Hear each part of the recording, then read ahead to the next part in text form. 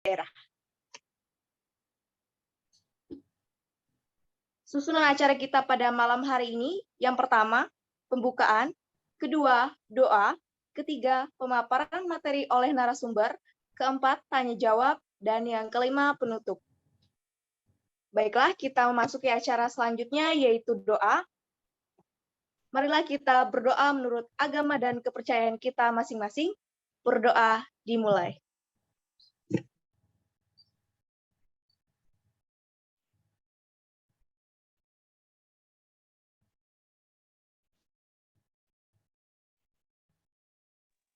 Berdoa selesai. Ya, baik. Selanjutnya tibalah saatnya kita memasuki acara inti, yaitu pemaparan materi dari narasumber-narasumber kita yang sangat luar biasa pada malam hari ini, yang akan dipandu oleh moderator hingga penutup acara. Nah, moderator kita kali ini merupakan Ketua Program Studi Pendidikan Bahasa dan Sastra Indonesia, Universitas Palangkaraya. Beliau adalah Dr. Misnawati, MPD. Baiklah, untuk memanfaatkan waktu, saya serahkan kepada moderator, kepada Dr. Misnawati, MPD. Disilakan. Ya, terima kasih. Selamat malam semuanya. Assalamualaikum warahmatullahi wabarakatuh. Salam Om Swastiastu, Namo Buddhaya, salam kebajikan. Lebih salamat Ringuna Latai, salam sawujud karende malembang. Adil Kak Talino, bacuramin Kak Saruga, basengat Kak Jubata. Arus. Terima kasih untuk yang sudah hadir di ruang virtual pada malam hari ini, terutama yang saya hormati pemateri narasumber pertama kita, Bu Dr. Marwiyah, MPD dari Universitas Muhammadiyah Palembang, luar biasa sekali ya. Makassar Ibu, Makassar. Ya, Makassar. Wah, ini ingat kaum muslimin berarti. Iya, Universitas Muhammadiyah Makassar. Terima kasih koreksinya. Bu Marwiyah banyak sekali karyanya di sini ya, luar biasa ya. Saya sampai kagum. Ini tapi karena kita sudah masuknya terlambat, saya akan bacakan karya-karya yang fenomenal nih menurut saya, karena ada yang keren sekali judulnya Hipnosis dan Puisi ya. Wow, hipnosis dan puisi. Semoga suatu saat ya kita bisa membicarakan tentang itu, kayaknya bagus sekali. Kemudian luar biasa sekali buku-buku, judul bukunya ya, menelisik karakteristik orang pulau di Pulau Tidung. Wah, ini pasti keren juga. Wah, ternyata ada kajian tindak tutur studi kasus pada istri komunitas TNI ya. Iya. Wah, itu bisa nanti di analisis tindak tutur pada istri dosen, jangan-jangan belum masih. Menyusul Bu Misna.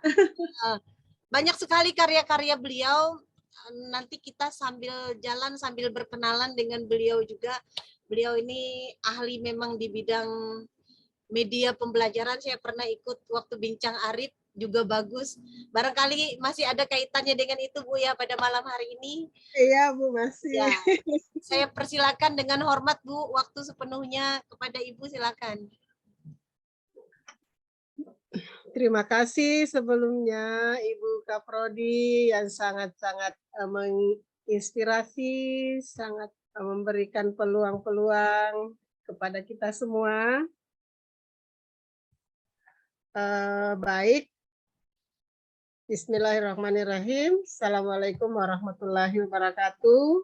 Waalaikumsalam warahmatullahi wabarakatuh. Dan salam sejahtera untuk kita semua. Pertama-tama saya bersyukur bisa berada di sini, Bapak Ibu yang hadir di sini, baik pengurus HISKI dan adik-adik mahasiswa Universitas Palangkaraya. Ini saya sangat salut Bu ya. 2 malam saya mengikuti kuliah pakar ini, saya melihat partisipannya itu dari berbagai program studi. Jadi di sini menandakan bahwa di Palangkaraya itu generasi muda sangat tertarik dengan sastra. Nah, inilah salah satu keunggulan Palangkaraya. Baik ini katanya tak kenal maka tak sayang. Iya. Betul. Saya lahir di Sulawesi Selatan, Ibu. Saya asli orang Bugis. Lahir 4 Februari 1965. Jadi lumayan, sudah lebih setengah abad ya, Bapak Ibu adik-adik sekalian. Masih awet muda. Sudah punya cucu 2 orang. Dan anak saya Bu Misna, ya itu hari saya sampaikan ke Ibu sudah disampit itu sudah kurang lebih 5 tahun. Jadi saya alhamdulillah pernah ke Palangkaraya, lewat Palangkaraya, terus menuju Sampit. Wah, keren. Sekali. Ya, ada mahasiswa yang berasal dari Sampit. Bisa nyempir di sana di Kompi A. Kebetulan anak saya di sana, Dangki di Kompi A. Makanya Bu terlibat penelitian tidak tutup tentara. Anak bagus. tentara.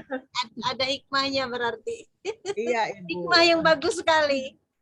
Baik, itu perkenalan Bapak dan Ibu, adik-adik sekalian, mahasiswa yang saya cintai dan saya banggakan. Izin share screen.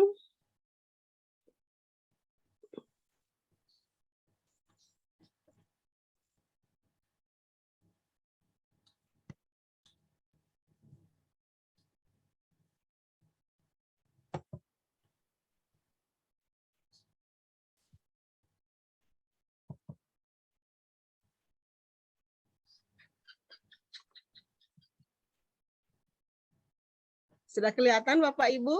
Sudah kelihatan. Ya, terima kasih. Ini Bu Misna, saya lagi di kampung. Ini lagi di di puncak ini, jadi backgroundnya gelap. Saya lagi di luar ini nyantai.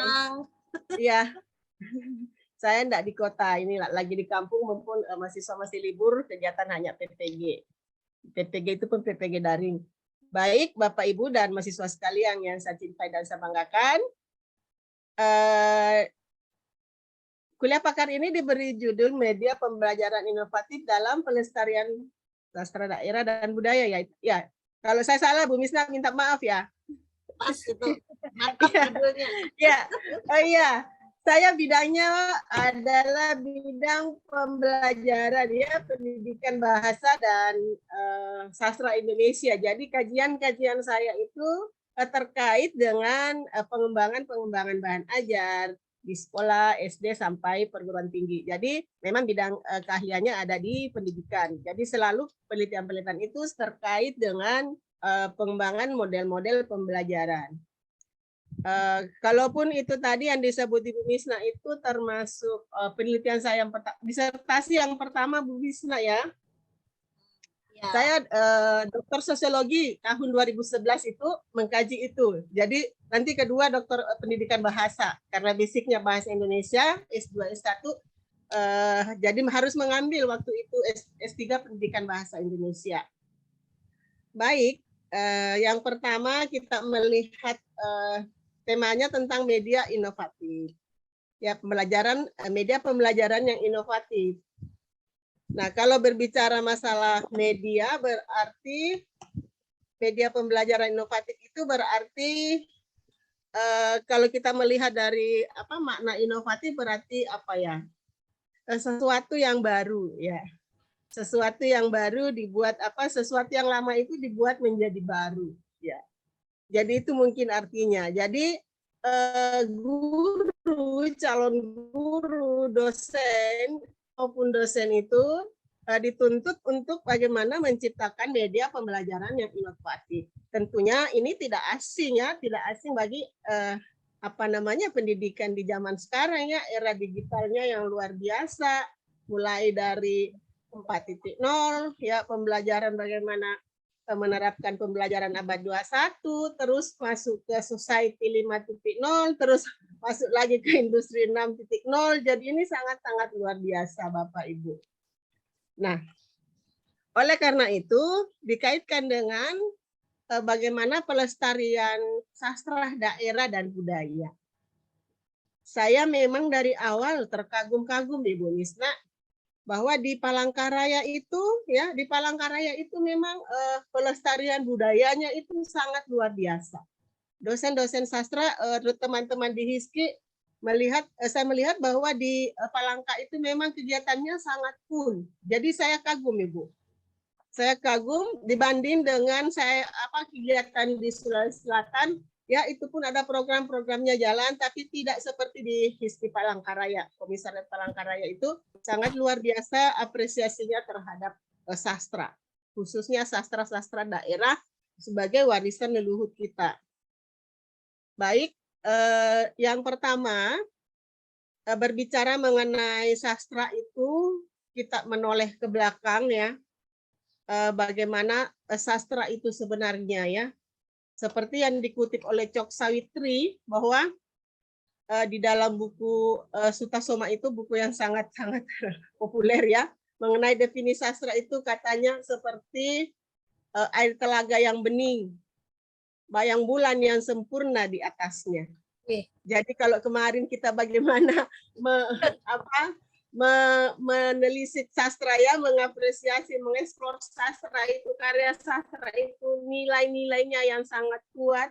Nah, kalau dibayangkan, kita baru membayangkan saja ya, kalau dikatakan seperti telaga yang bening, imaji kita itu membayangkan sesuatu telaga yang bayangan bulan itu ada di atas, memancar Bu di atasnya. Jadi bagaimana kita menginterpretasikan sastra itu ke dalam diri kita, bagaimana kita mengapresiasi sastra itu tergantung bagaimana kita bisa ya menginterpretasi karya itu dengan baik sesuai dengan kemampuan kita. Jadi interpretasi suatu karya itu bergantung kepada orang yang menjadi penginterpretasinya ya. Jadi karya itu bisa diinterpretasi, misalnya satu karya 10 yang menginterpretasi itu bisa berbeda. Jadi kalau melihat dari terusnya sastra itu bagaikan bening telaga ya. Telaga yang bening itu menggambarkan sesuatu ketenangan jiwa. Kalau dikatakan karya sastra itu juga sebagai katarsis ya, penyucian jiwa. Boleh jadi ya ini ya kasus sekarang Bu Misna ya, boleh jadi tuh kasusnya Sambo. Mungkin pada saat dia masih kanak-kanak ya, kurang ditenggelamkan ke dalam kolam sastra dia, kurang masuk ke telaga sastra ya. Karena katanya apresiasi itu ada guru saya mengatakan kalau mau anaknya itu mengapresiasi sastra, tenggelamkan dulu ke kolam sastra. Anggaplah ini telaga bening ya, masukkan dia ke sana sehingga dia bisa mengapresiasi sastra. Biar dia bisa menikmati beningnya air, jernihnya air, masuk ke sumsum tulang-tulangnya. Jadi bagaimana seseorang yang selalu mengapresiasi karya itu, dia memiliki nilai. Sebagai kita lihat bahwa nilai yang ada sastra itu kan fungsinya ya, fungsi-fungsi sastra itu adalah rekreatif ya, kesenangan sebagai untuk hiburan, ada didaktiknya, ada ilmu pengetahuannya, ada ajaran moralitasnya ya, mengajarkan nilai-nilai kebaikan. Jadi semakin banyak membaca karya sastra, seperti kemarin yang Pak Ibnu sudah sampaikan, untuk mencipta suatu karya perbanyak membaca ya. Jadi perbanyak membaca. Oleh karena itu dalam bacaan itu tentunya kita bisa melihat dan mengambil paling tidak apresiasi tertinggi itu kan adalah mengapresiasi nilai, menginternalisasi nilai dan mewujudkan dalam perilaku kita. Itu adalah moralitas. Fungsi sastra sebagai moralitas mengajarkan nilai baik dan buruk. Religius berarti ya bagaimana kita beragama, keyakinan kita terhadap Tuhan yang Maha Esa. Fungsi estetis tentunya terkait dengan nilai-nilai seni, nilai-nilai keindahan. Nah, inilah yang menyebabkan sehingga mengapa karya sastra daerah itu yang syarat dengan nilai-nilai leluhur itu perlu dilestarikan, perlu diteruskan ke generasi, karena melihat adanya fenomena bahwa daerah kita itu, bahasa kita, budaya kita akan terancam punah. Utamanya saya tidak usah terlalu jauh. Saya memberi contoh bahasa Bugis ya, bahasa Bugis daerah Bugis Makassar itu mungkin tidak lama lagi masuk ke zona kuning ya, karena terancam punah. Mengapa tidak? Nah, penggunaan bahasa Bugis itu di Sulawesi Selatan sangat-sangat minim, Ibu. Ya, sangat minim. Mengapa sangat minim? Karena di Sulawesi Selatan itu juga sudah terjadi perkawinan antar etnis. Itu salah satu penyebab sehingga pelestarian budaya bahasa daerah itu, ya bahasa daerah itu minim. Mengapa? Karena bahasa ibu anak-anak sekarang semuanya menggunakan bahasa Indonesia. Beda ketika zamannya saya, Ibu, ya. Dan adik sekalian, zamannya saya dulu itu lahir, yang menggunakan bahasa Indonesia itu, bahasa ibunya bahasa Indonesia adalah orang-orang yang bekerja. Misalnya orang tuanya PNS, orang tuanya guru, orang tuanya polisi, atau orang tuanya adalah karyawan di suatu perusahaan. Nah, itu yang menggunakan bahasa Indonesia, bahasa ibunya. Tapi sekarang, tidak lagi begitu. Yang petani seperti saya, orang tua saya petani, ibu saya memberikan bahasa Bugis. Ya, bahasa ibu saya itu adalah bahasa Bugis. Nah, sekarang tidak. Yang digunakan anak-anak sekarang, ibu muda sekarang itu adalah bahasa Indonesia. Jadi, tidak menutup kemungkinan di sini ada juga ibu, ya bapak yang anaknya tidak bisa berbahasa daerah. Ya, termasuk saya dulu, perkawinan campuran itu menyebabkan anak saya tidak fasih berbahasa daerah Bugis. Tetapi mereka paham artinya, karena saya selalu berusaha menggunakan bahasa Bugis di kalangan orang tua ya. Baik, kita lanjut Bapak dan Ibu. Nah, di sini mengapa sastra daerah perlu dilestarikan? Karena sastra daerah merupakan hasil budaya sejak dulu, tumbuh dan berkembang setiap daerah di Indonesia. Hal ini perlu mendapat perhatian yang serius agar nilai-nilai dalamnya dapat dilestarikan.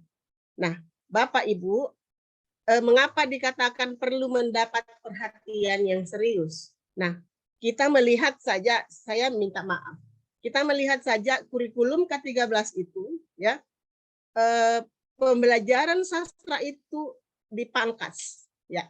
Jadi sastra di situ pembelajaran dipangkas. Sastra di situ hanya diselip-selipkan, sangat sedikit, sangat minim. Nah, disinilah yang sangat memprihatinkan sebenarnya. Mengapa dalam hal ini pengambil kebijakan itu tidak memberikan peluang yang besar.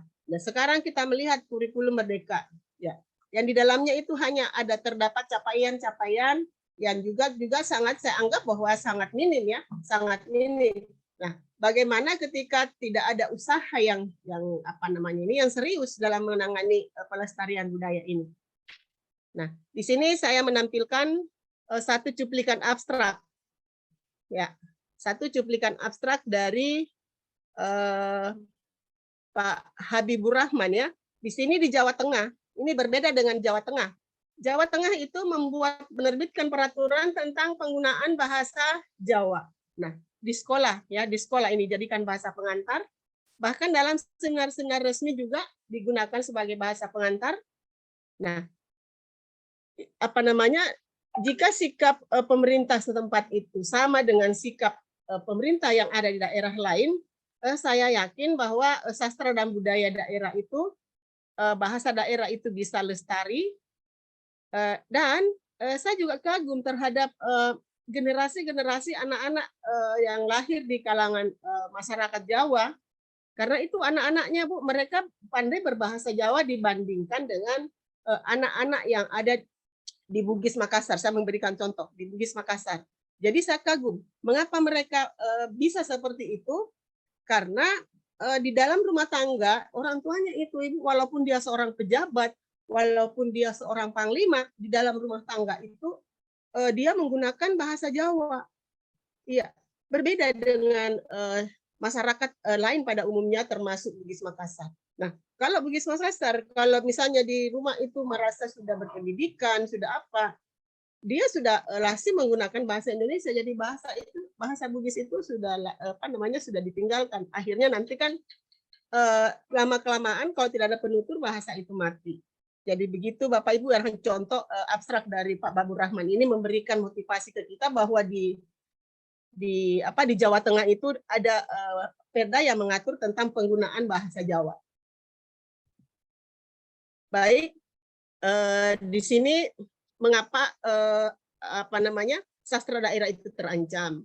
tentunya kan kita melihat bagaimana pengaruh teknologi. Nah, teknologi inilah yang mengancam kepunahnya suatu budaya, ya, budaya asli yang dimiliki oleh leluhur kita. Di sini adanya revolusi industri mulai berawal dari sana, ya, mulai penggunaan gadget, semuanya teknologi itu pada era ini kan semuanya kita dikendalikan oleh teknologi 4.0. Makanya dengan kekhawatiran itu maka lahirlah yang dikatakan society 5.0. Bagaimana masyarakat memanfaatkan IT, ya, IT untuk kemaslahatan rakyat itu, masyarakat itu sendiri. Nah, inilah yang perlu kita ulang kembali, bagaimana kita kembali ke asal, ya, back to nature. Bagaimana kita melestarikan budaya itu sehingga budaya itu bisa dijadikan sebagai media pembelajaran di tingkat-tingkat pendidikan, satuan-satuan pendidikan, mulai dari pendidikan sekolah dasar sampai ke perguruan tinggi. Baik, Bapak Ibu yang saya hormati, saya lanjutkan. Ini beberapa hasil penelitian. Ya, di sini penelitian Tobroni, ya, Tobroni, yaitu menyusun kamus elektronik, ya. Jadi ini adalah sebagai media menyusun kamus elektronik. Di situ disusun bahasa-bahasa daerah, ya, dalam pembelajaran online di era pandemi. Jadi di sana ada beberapa bahasa daerah yang ditranslate ke bahasa Indonesia, kamus bahasa Indonesia. Di sini juga ada penelitian Marie Curie, ya, melalui cerita lokal, pengetahuan dan kearifan lokal itu dapat ditransmisikan kepada anak-anak sebagai warisan budaya. Jadi ini juga ada penelitian skripsi, ya, bimbingan saya. Ini ada cerita Kelong Bati-Bati di Sulawesi Selatan di Kabupaten Selayar. Nah, ini adalah kesenian tradisional yang berupa lantunan-lantunan bahasa Selayar yang dinyanyikan oleh laki-laki dan perempuan. Jadi dikatakan media inovatif itu, kalau dulu media itu adalah sama dengan alat peraga, ya, alat peraga pembelajaran. Tapi kalau sudah dikatakan media inovatif, berarti sekarang kita bisa mengambil dari berbagai sumber, membuat media-media inovasi yang itu menghasilkan suatu pembelajaran yang menyenangkan. Misalnya ada kelong. Kelong itu semacam nyanyian, ya, lagu, tapi dia berbahasa daerah Selayar.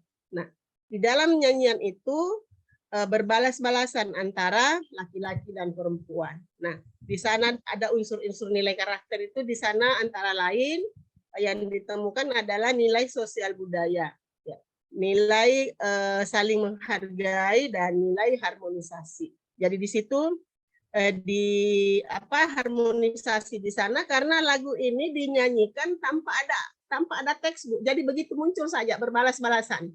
Jadi seperti pantun, dia tidak tidak memiliki teks. Jadi dia tidak memiliki teks, jadi orang yang menyanyi itu nyambung dengan si laki-laki, dengan si perempuan itu nyambung, berbalas-balasan, yang di dalamnya itu ada nilai sosialnya, ada harmonisasinya, ya. Jadi ada nilai-nilai harmonisasi lagu dan musiknya di situ, dan kesesuaian antara yang satu dengan yang memberi menjawab itu.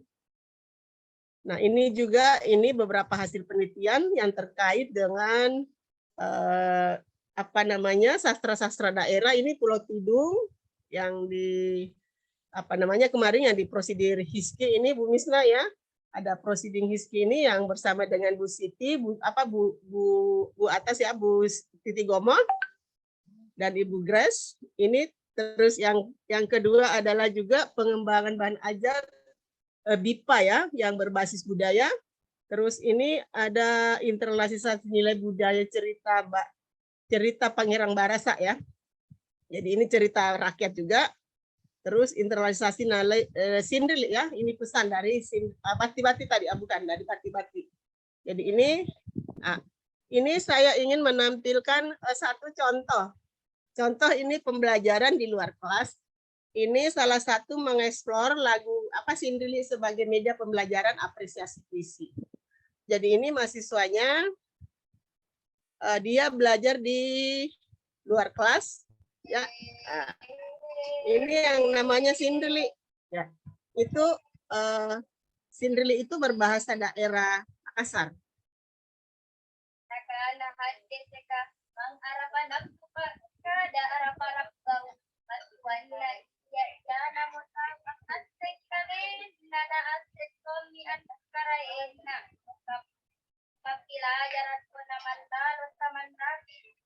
Kedengaran, Bu?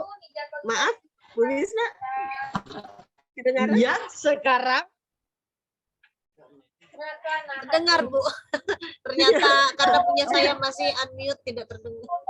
Hah? Enggak, sudah terdengar kok.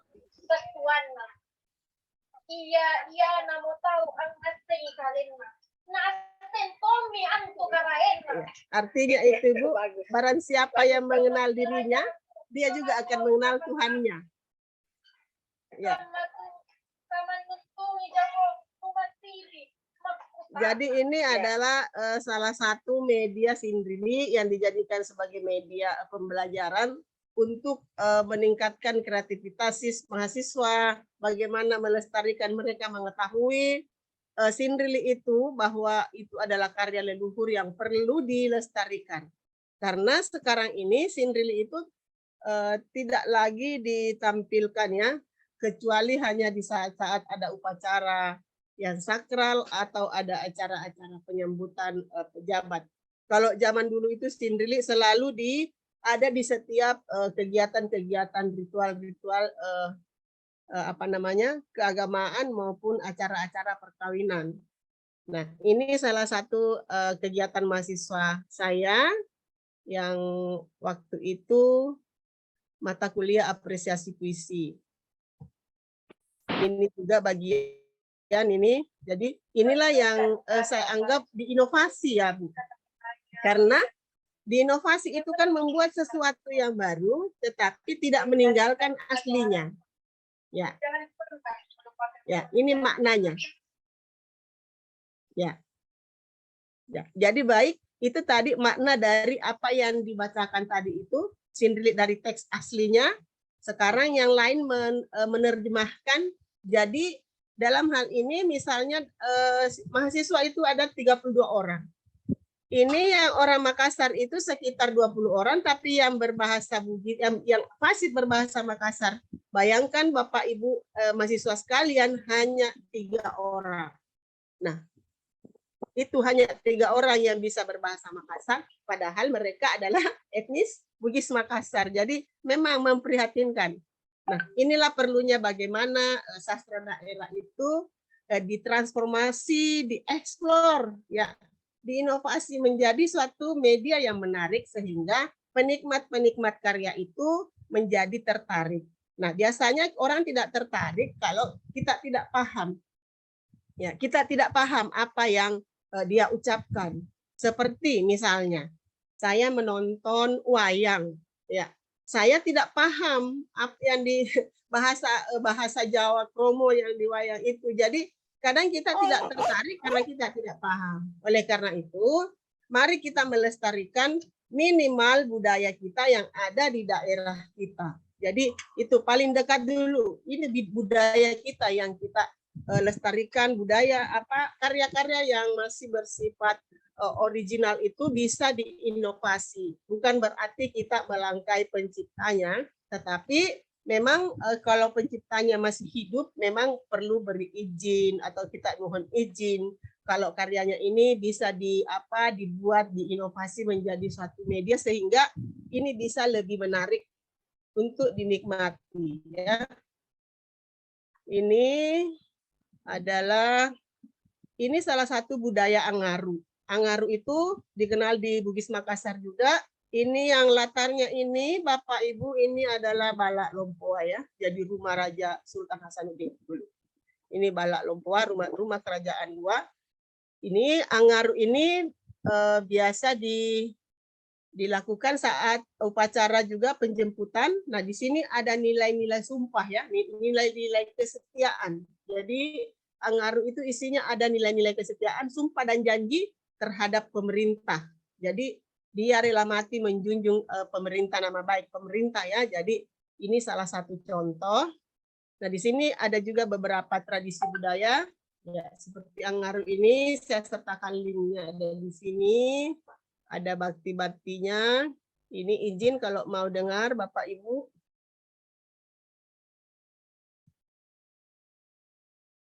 Ini bakti-bakti dari Selayar yang saya katakan tadi ini berbalas-balasan secara otomatis Bu ya. Jadi dia berbalas-balasan tanpa teks, tanpa ada naskah lagunya. Jadi di sini ini ada namanya bakti-bakti dari Kabupaten Selayar. Nah, ini tadi ada nilai harmonisasi, ada nilai-nilai sosial. Judulnya itu Sikamaseang, itu adalah nilai empati. Sikamaseang dalam bahasa Makassar itu adalah nilai empati, ya nilai sosial. Ya, lihat Bapak Ibu itu dia tidak menggunakan teks dan dia lagu ini tidak ditulis. Begitu saja lahir dan dibalas sebentar perempuan ini berbalas-balasan. Inilah yang perlu dijadikan salah satu media ya. Ini jadi kalau dikatakan lagu itu juga ya, lagu itu bisa dijadikan sebagai suatu media pembelajaran yang menarik. Apalagi kalau lagu itu dibalas sama perempuan. Ya saya kira seperti itu ya. Dan lanjut ini, kalau ini adalah Sindrilik Tuan Tasalamaka Syekh Yusuf. Bapak Ibu pasti mengenal Syekh Yusuf. Ya, ini salah satu penyebar agama Islam di Sulawesi Selatan. Ini menceritakan tentang kisah ya. Sebagai hamba Allah, kisah Syekh Yusuf untuk sampai kepada pengenalan ma'rifat. Supaya Anda bisa selamat dunia akhirat, insya Allah. Ya, jadi ini juga Sindrilik. Kita dengar Sindriliknya. Bagian dari Sindrilik ya. Sindrilik itu sama dengan prosa berirama, Bu. Mengandung nilai-nilai yang sangat yang sangat dalam.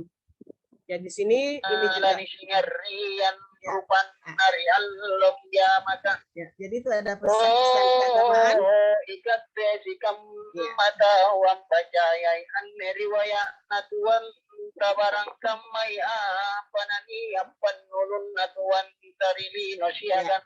Jadi ini ceritanya cerita tentang Syekh Yusuf ya, bagaimana beliau menyebarkan agama Islam di Sulawesi Selatan. Nah, ini nih dari Kalteng ini. Ini karungut ya, Bu Misna ya. Ini ini karungut asli nih ya. Karungut asli kan di sana ada karungut modern ya. Saya pernah mengikuti juga tuh ya, ada karungut modern, ada karungut asli. Nah, modern itulah yang diinovasi ya.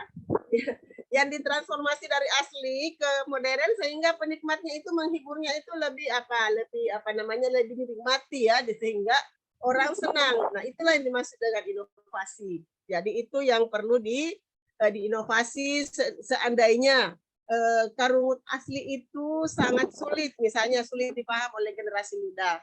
Nah, atau bagaimana sehingga perlu ada inovasi. Nah, lahirlah ini. Ya.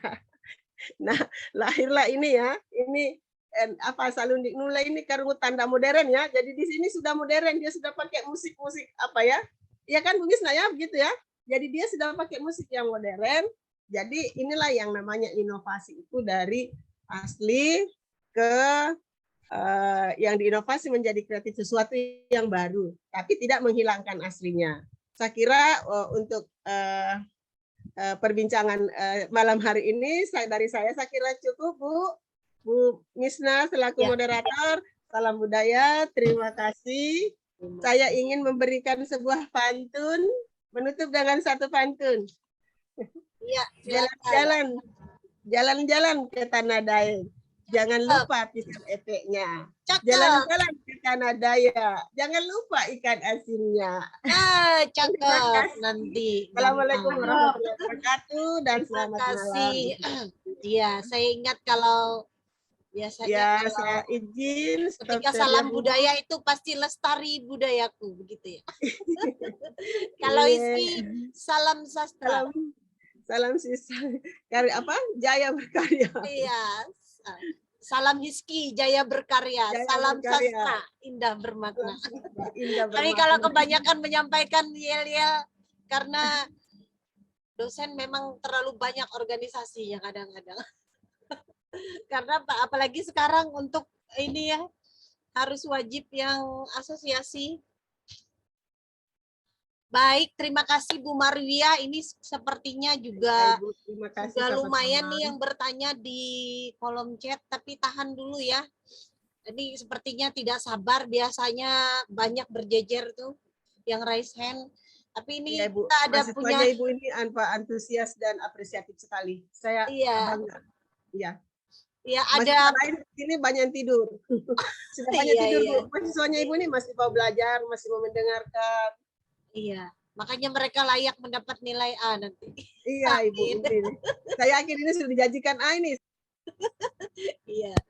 Iya, kita masih ada narasumber yang luar biasa, Bu Nirena Ade Kristi. Ini Bu Nirena ini idola kebanyakan orang ya, karena selain cantik ini ada ceritanya dulu. Pertama kali PBSI melaksanakan Zoom itu beliau narasumbernya. Waktu itu beliau masih guru di Golden School, tapi sekarang sudah menjadi dosen, memang dosen dosen tetap karena sudah lulus CPNS. Alhamdulillah kami memiliki 5 dosen yang luar biasa, tambahannya maksudnya. Yang sebelumnya kan udah luar biasa juga, yang sekarang tambah lagi yang muda-muda. Ibu Nirena ini juga ahli dalam media pembelajaran, kalau sastra juga jangan ditanya. Kita sambut dulu dia. Silakan Bu Nirena, sapa-sapa dulu. Apa kabar? Terima kasih. Halo Bu. Halo Puji juga. Tuhan, kabar baik. Iya. Tersanjung sekali saya dengan pujian Bu Misna tadi. Terima kasih Bu. Iya. Baik, langsung ke saya Bu. Mohon Ya, izin. langsung silakan. Kalau mau Iya. permainan dulu silakan. Biasanya ditunggu-tunggu mahasiswa permainan dari dia. Karena inovasi pembelajarannya. Iya, iya. Terima kasih Bu, terima kasih. Saya semakin, meskipun mata saya sipit, tapi hati saya enggak Bu ya, makin Oh. benderang ini. Itu makin terlihat cantik Bu Nirena dengan mata sipitnya. Dikira bukan asli Iya. Dayak nanti. Makasih Bu, makasih. Baik Bu, saya langsung ambil alih. Terima kasih Bu Misna. Salam kenal Ibu Dr. Marawiyah ya, MPD. Marwia, Malam Bu. ya, Bu Nirena. Iya, selamat malam. Selamat kenal kembali. Terima Ibu. kasih. Ibu cantik Luar masih biasa. muda ya. Ya begitulah Bu. masih muda sih enggak juga sih Bu. Saya sudah 31 tahun sebenarnya Bu. Tapi muda ya kayak masih 20 muda lah. tahun ya. Lihat Hanif senyum-senyum lah. Muhammad Hanif senyum-senyum. Iya, saya tidak bisa memantau keseluruhan. Ini saya lihat itu sudah 552 beserta panitia ini ya. Banyak sekali nih yang bisa bergabung. Meskipun tadi ada kendala teknis, sempat ya kita berganti tautan Zoom-nya, tapi panitia itu benar-benar gerak cepat. Itu sudah menunjukkan salah satu bentuk dari tema kita malam ini sebenarnya Bu Misna ya, dan Bu Dr. Marwiyah ya. Sudah anak-anak ini sudah mahasiswa ini lakukan hal-hal seperti ini tadi ya. Jadi kendala sempat terjadi, tapi mereka bisa dengan cepat. Wah, ini sebagai bentuk inovasi mereka dalam memanfaatkan teknologi terutama ya untuk kegiatan. Saya anggap ini adalah kegiatan pembelajaran. Nah, sebelum nanti ada waktu santainya sebentar ya. Tadi saya minta tolong salah satu tim juga mahasiswa kita Prema untuk membantu membagikan materi saya, menayangkannya karena tadi sempat terkendala untuk login di Zoom yang ada di laptop karena sempat ganti akun tadi, tapi ternyata mahasiswa sudah bisa tadi, jadi aman sebenarnya. Nah ya, tema besar kita itu berkaitan dengan media pembelajaran yang inovatif sebagai pendukung pelestarian budaya daerah. Entah kenapa saya sangat tertarik sebenarnya, jadi saya ambil tema kecilnya itu tentang virtual metaverse. Saya yakin generasi Z yang ada di sini pasti tahu dengan istilah ini ya. Virtual metaverse sebagai inovasi media pembelajaran untuk pelestarian budaya daerah. memang ini masih kita tidak apa-apa ya bermimpi itu harus, tapi jangan tidur lagi ya. Bermimpi, bangun, wujudkan. Nah, itu pesannya. Nanti boleh ditulis di quote status WA-nya ya. Iya. Bermimpi, bangun, wujudkan gitu ya. Jadi tidak bermimpi, tidur lagi. Wah, enggak terwujud-wujud nanti mimpinya ya. Ini baru mimpi ya. Saya harap setelah malam ini, setelah ada mimpi ini, semoga mulai dari besok dan seterusnya, karena generasi Z yang malam ini tentunya ini banyak dihadiri generasi Z ya Bu ya. Kalau saya sudah tidak termasuk juga itu generasi Z, karena ini yang kelahiran 96 sampai 2010. Di sini saya yakin suatu saat nanti mereka 5 tahun ke depan atau 10 tahun ke depan akan membuat inovasi-inovasi baru bersamaan ini ya, untuk memajukan pendidikan dan juga mengangkat budaya Indonesia ya, budaya-budaya daerahnya masing-masing. Nah, itu harapannya sebenarnya dari paparan materi malam ini. Nah, ini juga terinspirasi juga waktu itu paling pertama saya sebenarnya ada sempat baca-baca tentang metaverse, tapi ketika kita di kuliah kewirausahaan, saya ingat persis Bu Misna mengirimkan bahan bacaan kepada mahasiswa angkatan 2019 ya waktu itu kita Bu. Dari situ saya menjadi semakin ingin mendalami sebenarnya tentang metaverse ini, virtual metaverse ini. Kemudian saya coba, ini sepertinya berpotensi untuk dijadikan sebagai inovasi media pembelajaran. Jujur sebenarnya karena saya juga jadi ingat ini juga yang tadi malam sama pembicara yang pertama, dosen dari Universitas Indonesia. Kalau saya jujur, saya masih belum pakar, saya masih belajar juga Bu, sama masih belajar juga, dan juga ini. Dan ini juga Ibu Misna memberikan kesempatan untuk saya dan kawan-kawan lainnya untuk bisa mulai membuka diri, mulai mengembangkan kemampuan untuk bisa setidaknya mengembangkan apa yang kami bisa dan membagikan apa yang kami punya kepada peserta webinar. Baik itu, ini tidak hanya pada mahasiswa program studi pendidikan bahasa dan sastra Indonesia ya, ini ada banyak dari program studi lain, dan kemungkinan juga sahabat-sahabat yang bukan dari mahasiswa mungkin ada bergabung ya. Ini saya tidak bisa pantau satu persatu juga karena melalui gawai saja. Ini luar biasa nih, meskipun sudah ini anggap minggu kedua setelah kita pelaksanaan kuliah umum ya Bu ya, antusiasnya masih lebih dari 500 peserta. Bahkan awal-awal kemarin banyak yang tidak bisa masuk ya karena kapasitas kita hanya 1000. Nah, oke, ya langsung saja, nanti terlalu banyak pembukaan sempat habis waktunya. Ya, ini kenapa hal ini saya angkat ya. Saya memaknai bahwa ini kan inovasi untuk media pembelajaran ini, memahami tentang media pembelajaran ini tentunya paling tidak kita bisa tinjau dari berbagai aspek sebenarnya ya. Bisa itu dari aspek media pembelajaran yang inovatif itu dari segi bahasanya, atau bisa juga dari segi ya pengertian terminologinya. Nah, kalau misalkan kita melihat secara jamak untuk media pembelajaran ini secara utuh ya, kalau misalkan media pembelajaran itu dapat diartikan sebagai alat untuk membantu proses pembelajaran bisa berlangsung dengan baik, dengan efektif. Nah, alat itu ya ada yang berupa fisik, ada juga yang non-fisik nanti ya. Ada yang digunakan dalam pembelajaran itu nanti berupa benda-benda ya, media-media, apalagi kalau mungkin yang di sini dari FKIP ya, keguruan, itu tentu ini merupakan momen yang sangat tepat untuk bergabung menyaksikan webinar ini. Nah, ini sebenarnya media pembelajaran itu banyak ya kan, banyak.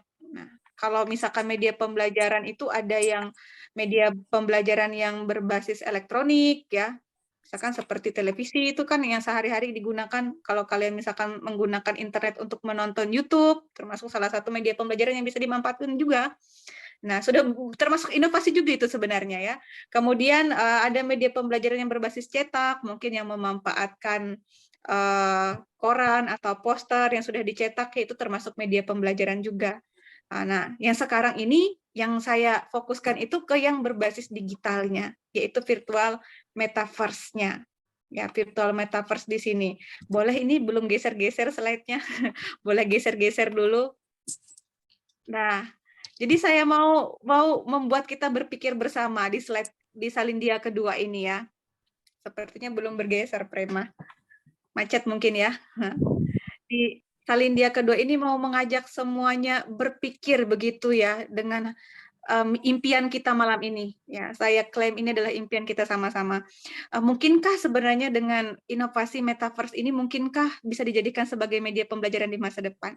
Sebenarnya sih sangat mungkin. Ya, sangat mungkin, apalagi dengan kemajuan teknologi saat ini dan adaptasi generasi Z yang suatu saat nanti akan menggantikan ya atau membuat posisinya di bidang pendidikan dan inovasi itu lebih baik, ini pasti sangat mungkin. Tapi sebelum itu coba saya mau ajak lebih berhayal lagi ini dengan menyaksikan satu buah video. Wah. Nanti biar kita bisa kaitkan dengan pendidikan, dengan tadi sudah banyak dibahas mengenai kebudayaan juga ya. Mohon diperbesar di Salindia kedua sepertinya yang lebih besarnya. Bagian berikutnya kalau yang di situ masih yang kecil. Dan boleh ini juga itu belum dengan suara sepertinya share screen-nya ya. Belum disertai dengan suara. Sepertinya Prema harus stop share dulu, kemudian nanti baru share screen lagi, jangan lupa klik audionya ya. Ini termasuk kita sambil belajar juga ya, inovasi juga bagian dari inovasi untuk mengelola kemampuan share screen-nya. Ya, maksimalkan di audio dan juga videonya nanti agar tidak terkendala.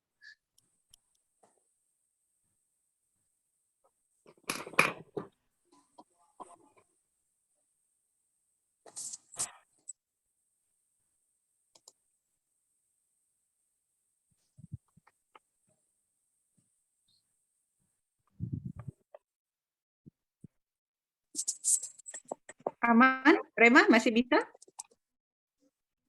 Sebentar, Bu. Wah, masih diupayakan ya. Oke, sambil saja, mungkin sambil diupayakan nanti ya. Barangkali di sini karena sebagian besar mahasiswa ya, barangkali sudah, ini ada salah satu video nanti yang akan saya tayangkan itu trailer ya, kalau dalam bahasa Inggrisnya, cuplikan lah dalam bahasa Indonesia, cuplikan dari Ready Player One. Mungkin ada yang sudah menonton itu ya. Nah, ini bisa sepertinya. Coba disimak dulu. My name's Wade Watts. My dad picked that name because it sounded like a superhero's alter ego, like Peter Parker or Bruce Banner. But he died when I was a kid. My mom too. And I ended up here. Sitting here in my tiny corner of nowhere. There's nowhere left to go. Nowhere. Except the Oasis.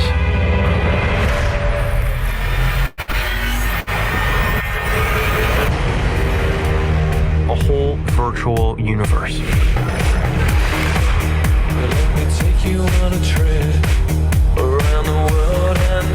People come to the Oasis for all the things they can do. But they stay because of all the things they can be. Can you feel this? Yeah. It's the only place that feels like I mean anything. The Oasis was the brainchild of James Halliday. Hello. If you're watching this, I'm dead. I created a hidden object, an Easter egg. The first person to find the egg will inherit $500 billion and total control of the Oasis itself. Who is this Parzival, and how the hell is he winning? Find him. This isn't just a game. I'm talking about actual life and death stuff. The Oasis, the world's most important economic resource. This is nothing less than a war for control of the future.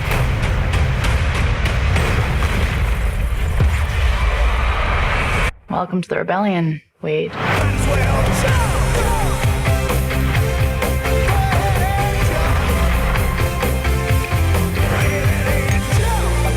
Like many of you, I only came here to escape. But I found something much bigger than just myself. Are you willing to fight? Help Let's save the oasis.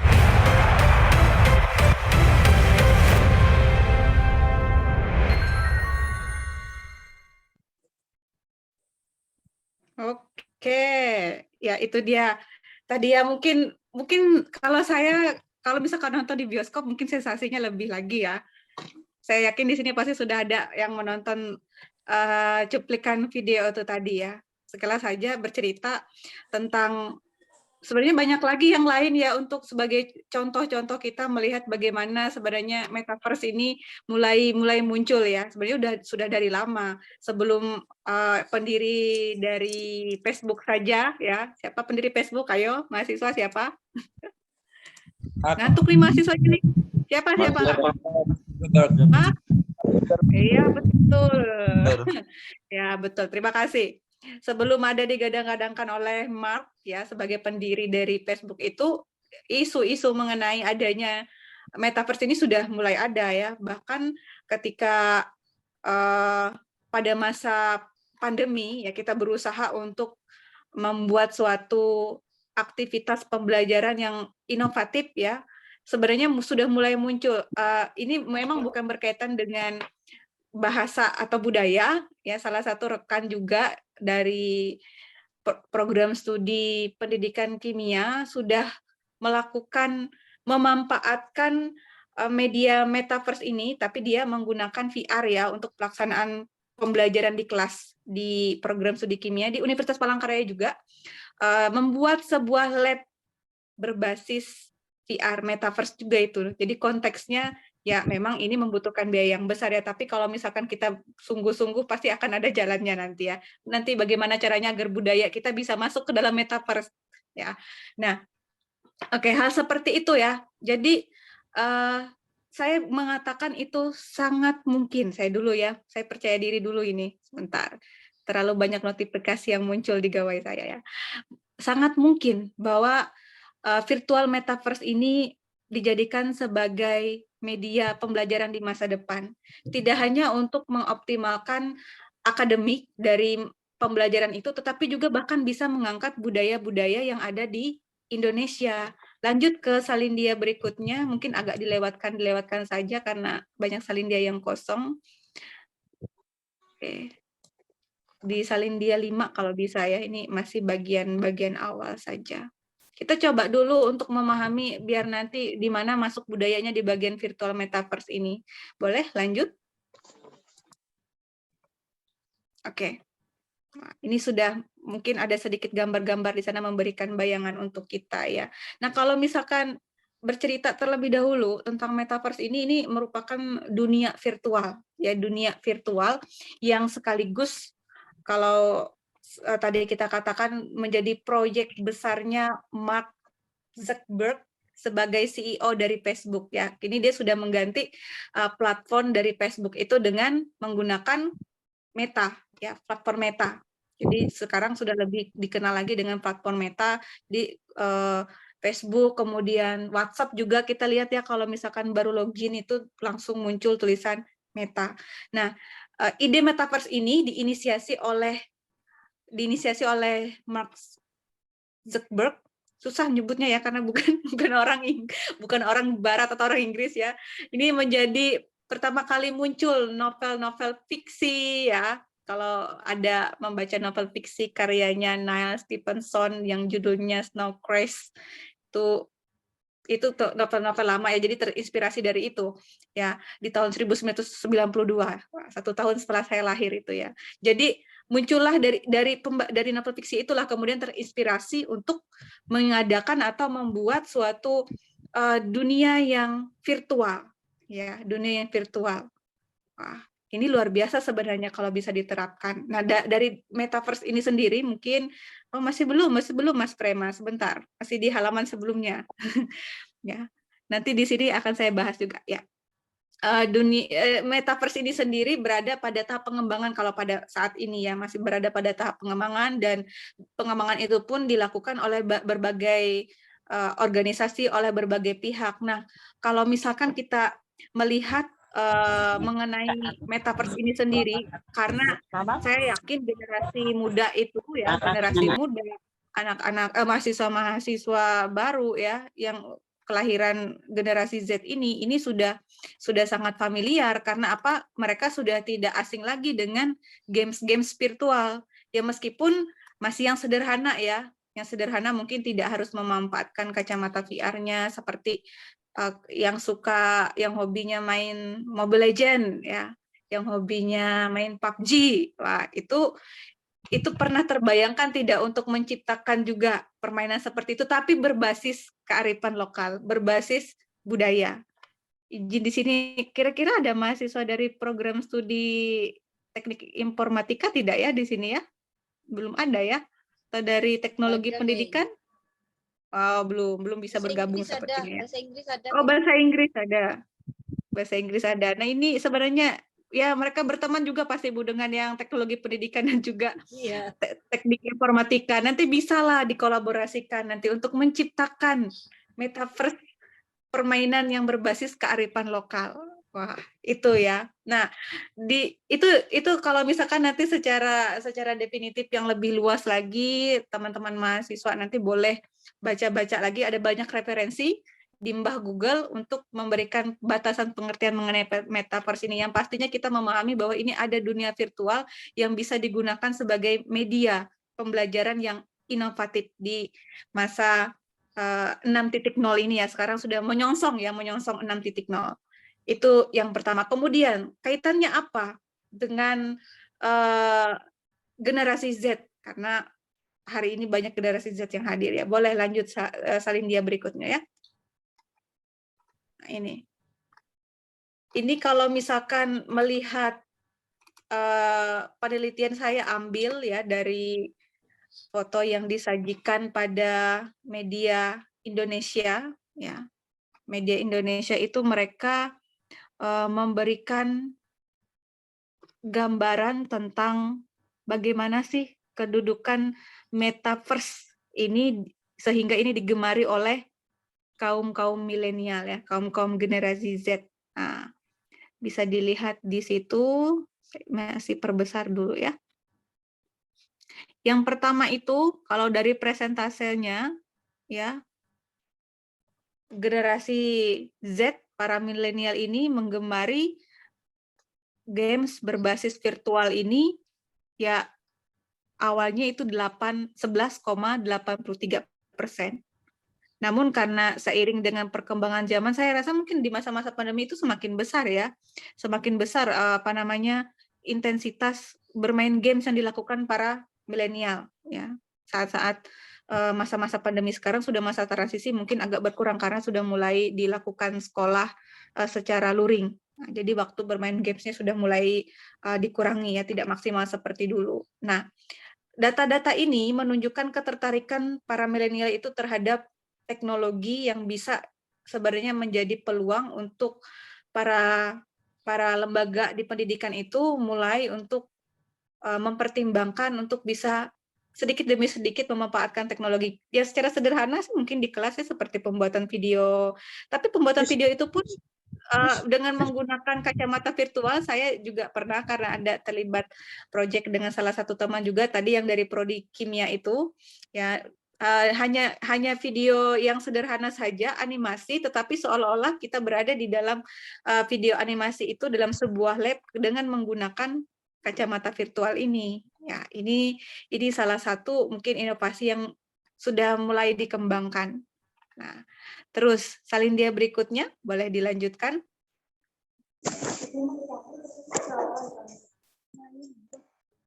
Nah, lalu ini dia. Ya, berkaitan dengan pelestarian budaya itu sendiri yang dengan memanfaatkan virtual metaverse tadi ya, pelestarian budaya daerah. Ini kalau secara definitif saya ambil ya, pelestarian budaya daerah itu kebudayaan di Indonesia ini banyak sekali ya. Dari Sabang sampai Merauke itu kalau misalkan kita lihat banyak di bentuk-bentuk kebudayaan yang berupa benda maupun tak benda ya. Nanti untuk slide ini boleh dilanjutkan karena ini hanya berupa definitif saja, definisi saja, pengertian saja ya. Silahkan boleh dilanjutkan. Saya coba mengambil data mengenai pelestarian budaya ini dari Pusat Data dan Teknologi Informasi Sekretariat Jenderal Kementerian Pendidikan dan Kebudayaan itu di tahun 2021 baru-baru saja ya. Boleh lanjut? Sengaja saya banyak yang kosong-kosong saja tadi biar tidak terlalu sering melihat tulisan ya. Kadang kalau sering melihat tulisan itu tidak menarik jadinya. Kalau banyak gambar-gambar yang kosong, nah itu yang mungkin membuat mata kita jadi lebih ini ya, lebih mentereng. Pagi ini sudah mau pukul 8.30 ya, 8.30 malam, sudah banyak yang mengantuk pastinya. Ya, ini yang warisan budaya yang didata berupa benda. Ya, ini bagaimana cara kita melestarikan ini ya? Banyak sekali ternyata. Ada berapa di situ? Ratusan ya, ratusan lebih kebudayaan yang didata di tahun 2021 itu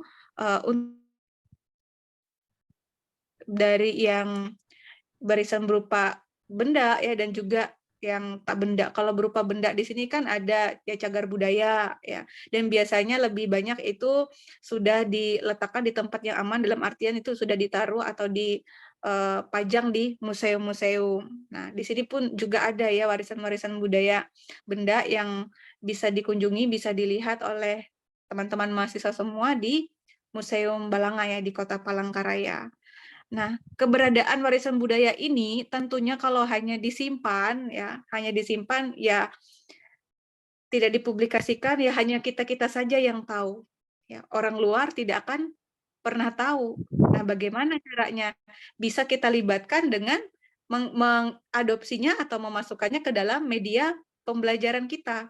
Ya, dalam pelaksanaan pembelajaran di sekolah, manfaatkan budaya-budaya lokal, ya, ceritakan tentang budaya-budaya lokal, ya, salah satunya bisa saja mengangkat tentang cerita-cerita rakyat, bisa juga mengangkat tentang tradisi-tradisi lisan yang ada di masyarakat, ya.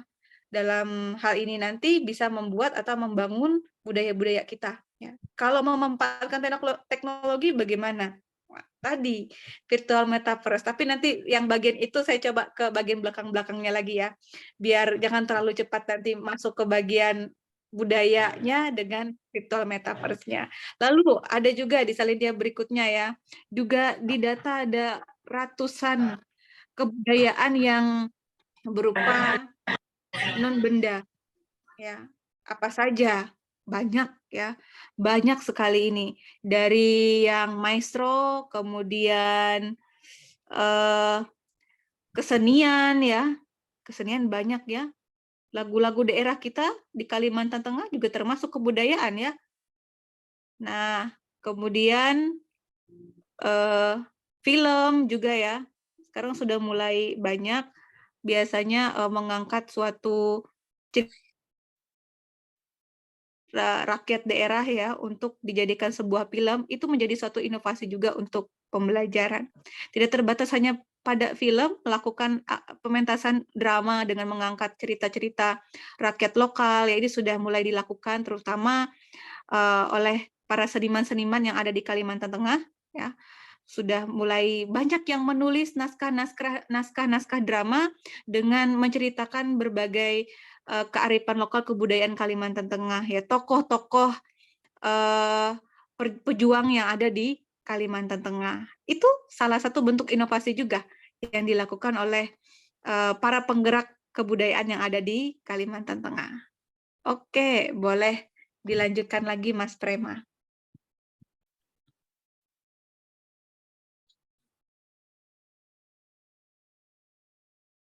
Nah, di bagian berikutnya ini, saya coba untuk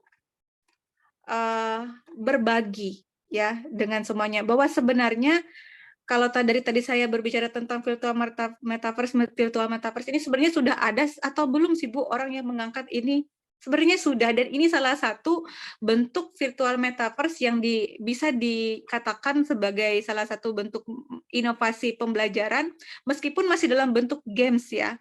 Tetapi ada nilai budaya yang diangkat dalam virtual metaverse yang sudah dirilis ini. Ini kalau misalkan ada di sini yang pernah tapi ini berbayar ya kalau misalkan ingin memanfaatkan atau menggunakan games ini, tidak seperti main PUBG atau Mobile Legends. Ini namanya yang sudah dirilis, ini karya bangsa, karya anak Indonesia juga ya. Nanti kalau misalkan Prema tidak kesulitan itu boleh mengklik tautan yang ada di sana untuk melihat siapa-siapa saja orang yang sudah menjadi pionir dari munculnya games metaverse dengan mengangkat kebudayaan lokal. Kebudayaan lokalnya di mana mereka gunakan? Yang mereka gunakan pertama adalah di musiknya, ya. Di musiknya itu sudah menggunakan musik-musik Jawa ya yang sangat kental sekali dengan suara gamelan-gamelannya yang indah. Wah, itu kalau misalkan kalian login di sana ya, ketika masuk sudah langsung terlihat di situ dari bentuk tampilannya, kemudian musik yang disajikan, kemudian tokoh-tokoh hero-nya juga. Itu sudah menggunakan tokoh-tokoh hero, mungkin memang tidak tokoh-tokoh hero yang Indonesia ya, tapi dari segi pakaian hero-nya ya, apa ya, saya pakai istilah hero saja ya, karena ini konteksnya games tadi, yang virtual metaverse, dan ketika memainkannya pun juga menggunakan kacamata VR-nya ya. Itu untuk tokoh-tokoh hero-nya di dalam games itu sudah memanfaatkan atau menggunakan tokoh-tokoh hero yang dengan perlengkapan senjatanya, kostumnya, kemudian apalagi ya, hiasan kepalanya, ya itu semuanya menggunakan pakaian tradisional Indonesia. Salah satu cara juga yang digunakan oleh masyarakat Indonesia ya, organisasi yang mengembangkan virtual games ini untuk menunjukkan adanya kebudayaan Indonesia. Kalau misalkan ini dipublikasikan atau sudah digunakan oleh orang-orang yang ada di luar Indonesia, tentu mereka pun jadi mengenal ya kebudayaan Indonesia. Oh begitu ya, kebudayaan Indonesia. Oh begitu alat-alat perang atau alat-alat bersejarah yang ada di Indonesia yang digunakan. Nah, oke, saya juga sambil, karena sepertinya terhenti di tempat Prema, saya juga coba di laptop saya untuk bisa terhubung ke sistem itu, tapi saya juga tidak bisa masuk ke dalam gamesnya ya, karena itu berbayar, jadi saya hanya bisa melihat bagian deskripsinya, kemudian bagian timnya, ya beberapa tim yang terlibat dalam pembuatan games ini memang masih kolaborasi dengan pihak luar ya, tapi setidaknya ada beberapa tokoh-tokoh atau nama-nama dari anak-anak muda Indonesia yang bisa maju ya, bisa bersama-sama berkolaborasi dengan pihak-pihak dari luar Indonesia ya untuk pengembangan ini. Wah, ini dia. Ini masih belum inovasi nih laptop saya nih karena jaringannya lelet ya. Untung ada yang namanya gawai, jadi bisa terkoneksi dengan gawai dulu. Oke, sambil saja ya. Mungkin susah ya Prema ya aksesnya ya. Enggak apa-apa. Nanti boleh saja kalian tinggal ketik saja nanti di sana archipelago .xyz ya, xyz untuk mungkin melihat dulu ya, siapa tahu nanti ada yang berminat mungkin bergabung di games ini. Wah. Oke, itu jadi sudah ada ya, pada dasarnya sudah ada yang mulai menerapkannya, suatu inovasi yang ini sebenarnya kalau dimasukkan dalam konteks pembelajaran juga bisa, tapi setidaknya saya berharap suatu saat nanti di Salindia berikutnya itu boleh ditunjukkan, berharap suatu saat nanti ada pencipta-pencipta inovasi pembelajaran bisa memanfaatkan games juga ya, yang nantinya itu ada metaverse dari wilayah Bukit Batu itu sebagai tempat pertarungannya ya kan, kemudian musiknya itu ya musik-musik Dayak ya, musik-musik kecapi kita bisa digunakan ya, kemudian tokoh-tokoh hero-nya bisa seperti Pak Cilik Riwut ya, kemudian tokoh hero-nya juga bisa seperti Putri Junjung Buih, lalu senjata-senjata yang digunakan dalam games itu salah satunya adalah ini Mandau ya, harapannya seperti itu. Nanti Putri ya, itu pun juga sudah ya. Oh iya boleh Bu, Putri Mayang dari Dayak Maanyan. Wah bisa, bisa. Ini hanya salah satu saja ya, banyak ya tokoh-tokoh tokoh-tokoh apa namanya pejuang-pejuang Kalimantan Tengah yang bisa suatu saat nanti ya oleh generasi-generasi ini dikembangkan ke dalam bentuk virtual metaverse ini. Kan sebenarnya ini pun sangat didukung oleh Kemeninfo yang mengatakan bahwa Indonesia itu berpeluang untuk kembangkan metaverse di dunia ya karena kita punya kearifan lokal yang sangat banyak ya dari Sabang sampai Merauke tadi ya yang suka membuat mini craft ya namanya tadi kami baru saja diskusi waktu mata kuliah media pembelajaran bahasa dan sastra Indonesia yang suka kalau di dunia nyata kan buat Lego seperti itu ya buat istana-istana. Wah, ini juga bisa dan siapa tahu suatu saat kita sangat berharap bahwa inovasi seperti ini kita suarakan ya kita impikan kemudian kita bangun kemudian kita lakukan. Baik, selanjutnya. Ini sudah mencapai ke bagian akhir ya sepertinya ya dari paparan saya. Nah, tapi kembali lagi ya meskipun kita sangat terbantu dengan adanya teknologi ya, tapi kita harus kembali lagi memposisikan diri bahwa bukan teknologi yang menguasai kita, tapi kitalah yang menguasai teknologi. Teknologi itu hanyalah alat untuk membantu kita untuk lebih efisien, untuk membuat kita lebih mudah dalam mengembangkan atau membuat pekerjaan kita lebih cepat ya, lebih efektif ya, tetapi jangan sampai kita menjadi hambanya teknologi itu yang harus kita ingat. Meskipun teknologi ini sangat canggih ya, teknologi ini sangat luar biasa, tetapi sekali lagi tidak ada yang bisa menggantikan kedudukan kita sebagai manusia ya dengan teknologi yang ada. Bahaya suatu saat nanti ya kalau sampai itu tergantikan posisinya. Saya rasa itu saja Bu kalau dari saya berkaitan dengan harapan ke depannya bahwa akan ada inovasi-inovasi dari media pembelajaran dengan mengangkat budaya-budaya lokal kita. Terima kasih, saya boleh kembalikan ke moderator. Iya, luar biasa sekali pemaparan dari Bu Nirena. Tadi dari Bu Marwiah juga banyak sekali pertanyaan bukan dari Bu Marwiah ya. Pertanyaan untuk Bu Marwiah juga banyak sekali sepertinya di kolom chat ini.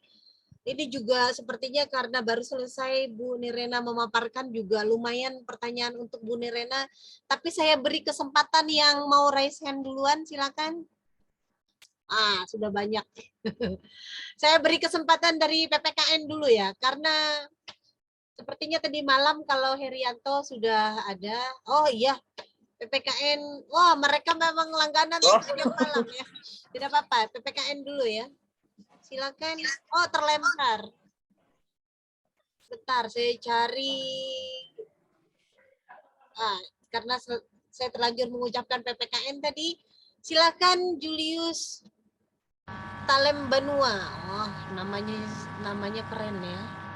Silakan mau bertanya ditujukan kepada siapa? Kepada kedua narasumber juga bagus karena dua narasumbernya keren-keren dan super cantik nih dua-duanya.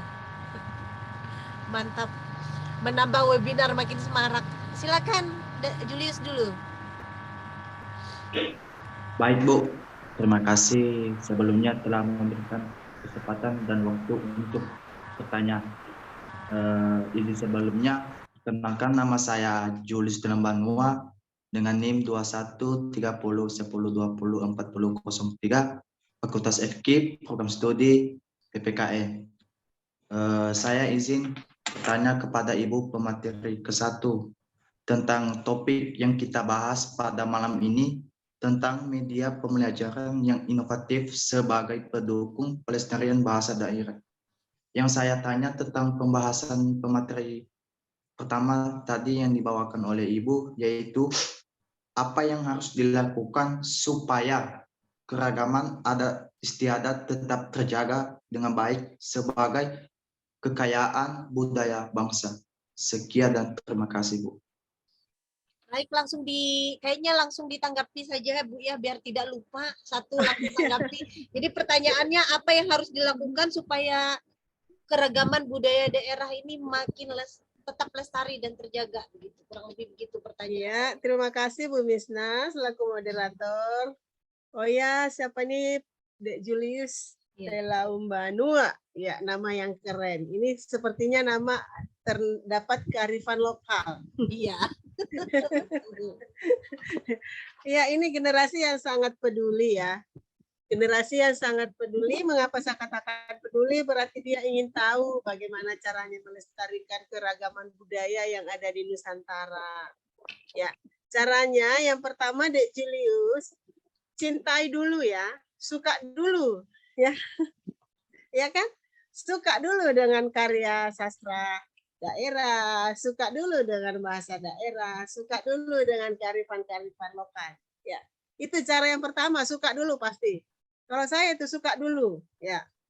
Setelah itu, langkah yang serius adalah bagaimana kebijakan-kebijakan ini harus mendukung ya, karena walaupun kita ingin melaksanakan pelestarian budaya, kalau tidak didukung oleh kebijakan, ya dalam hal ini misalnya dalam kurikulum ya, khususnya kurikulum sebagai seperti kurikulum Merdeka, kurikulum K13, seharusnya memang di situ memang lebih di apa paling tidak ya lebih jangan dipangkas lah ya. Pembelajaran pembelajaran sastra itu jangan dipangkas. Nah, terkait dengan usaha ya, usaha generasi muda, salah satunya itu tadi menjadikan karya sastra daerah itu sebagai media ya, sebagai media pembelajaran sehingga generasi Z ya, generasi milenial tahu ya dan cinta terhadap budayanya. Ya, ini untuk meredam budaya-budaya yang dari luar itu karena pengaruh-pengaruh teknologi. Ya. Jadi Society 5.0 itu memang bagaimana masyarakat itu meredam ya. Nah, dengan cara itu sehingga bagaimana caranya melestarikan, salah satu usahanya adalah itu tadi ya. Sebagai misalnya seorang pendidik, tugasnya ya melestarikan budaya-budaya yang ada di daerah itu dengan menjadikan media ya. Ini saya ingin bergeser di sini hujan, Krisna. Saya mau. Iya. Palangkaraya juga hujan ya, ini hari lagi hujan malam-malam. Mohon maaf saya bergeser dulu masuk ke rumah ya. Ini saya lagi di gazebo tadi di luar. Ini mohon maaf Bapak dan Ibu dan adik-adik sekalian. Usaha yang pertama tadi saya katakan adalah generasi Z. Generasi Z itu harus cinta ya. Ya. Dia harus cinta dengan budayanya. Jadi itu yang pertama. Yang kedua, selaku guru atau dosen atau calon guru atau orang tua atau adik atau kakak ya, kakak. Biasakan adik-adik kalian ya, biasakan adik-adik kalian menikmati sastra daerah. Kalau zaman dulu orang tua kita itu selalu mendongeng sebelum tidur. Nah, itu juga bagian dari usaha. Ya. Jadi generasi Z harus masuk ke dalam kolamnya ya. Bagaimana masuk ke dalam kolamnya? Tentu kalau dia sudah suka dulu ya. Kita suka dulu, gemari dulu. Endra Suara mengatakan kalau tingkat apresiasi itu ada 3 ya. Tidak mengatakan sastra daerah atau sastra nasional atau sastra sastra asing ya, tapi katakan bahwa tingkat apresiasi itu pada dasarnya 3. 1, menggemari, menikmati dan mengapresiasi, serta apresiasi yang paling tinggi adalah menginternalisasi nilai. Jadi yang pertama adalah gemari dulu, cintai dulu ya, begitu ya Julius ya. Ya. Usaha yang pertama adalah generasi Z harus mencintai dulu sastra daerahnya. Minimal seperti itu ya. Saya kira cukup, Dek Julius. Ya, Bu Misna, masih banyak sekali pertanyaan di chat. Iya, luar biasa sekali jawaban. Bukti, iya luar biasa Ibu. Respon mahasiswa Palangkaraya ini sangat bagus. Ya, mengapa bagus? Karena itu berbagai jurusan, berbagai program studi ada di sini. Iya.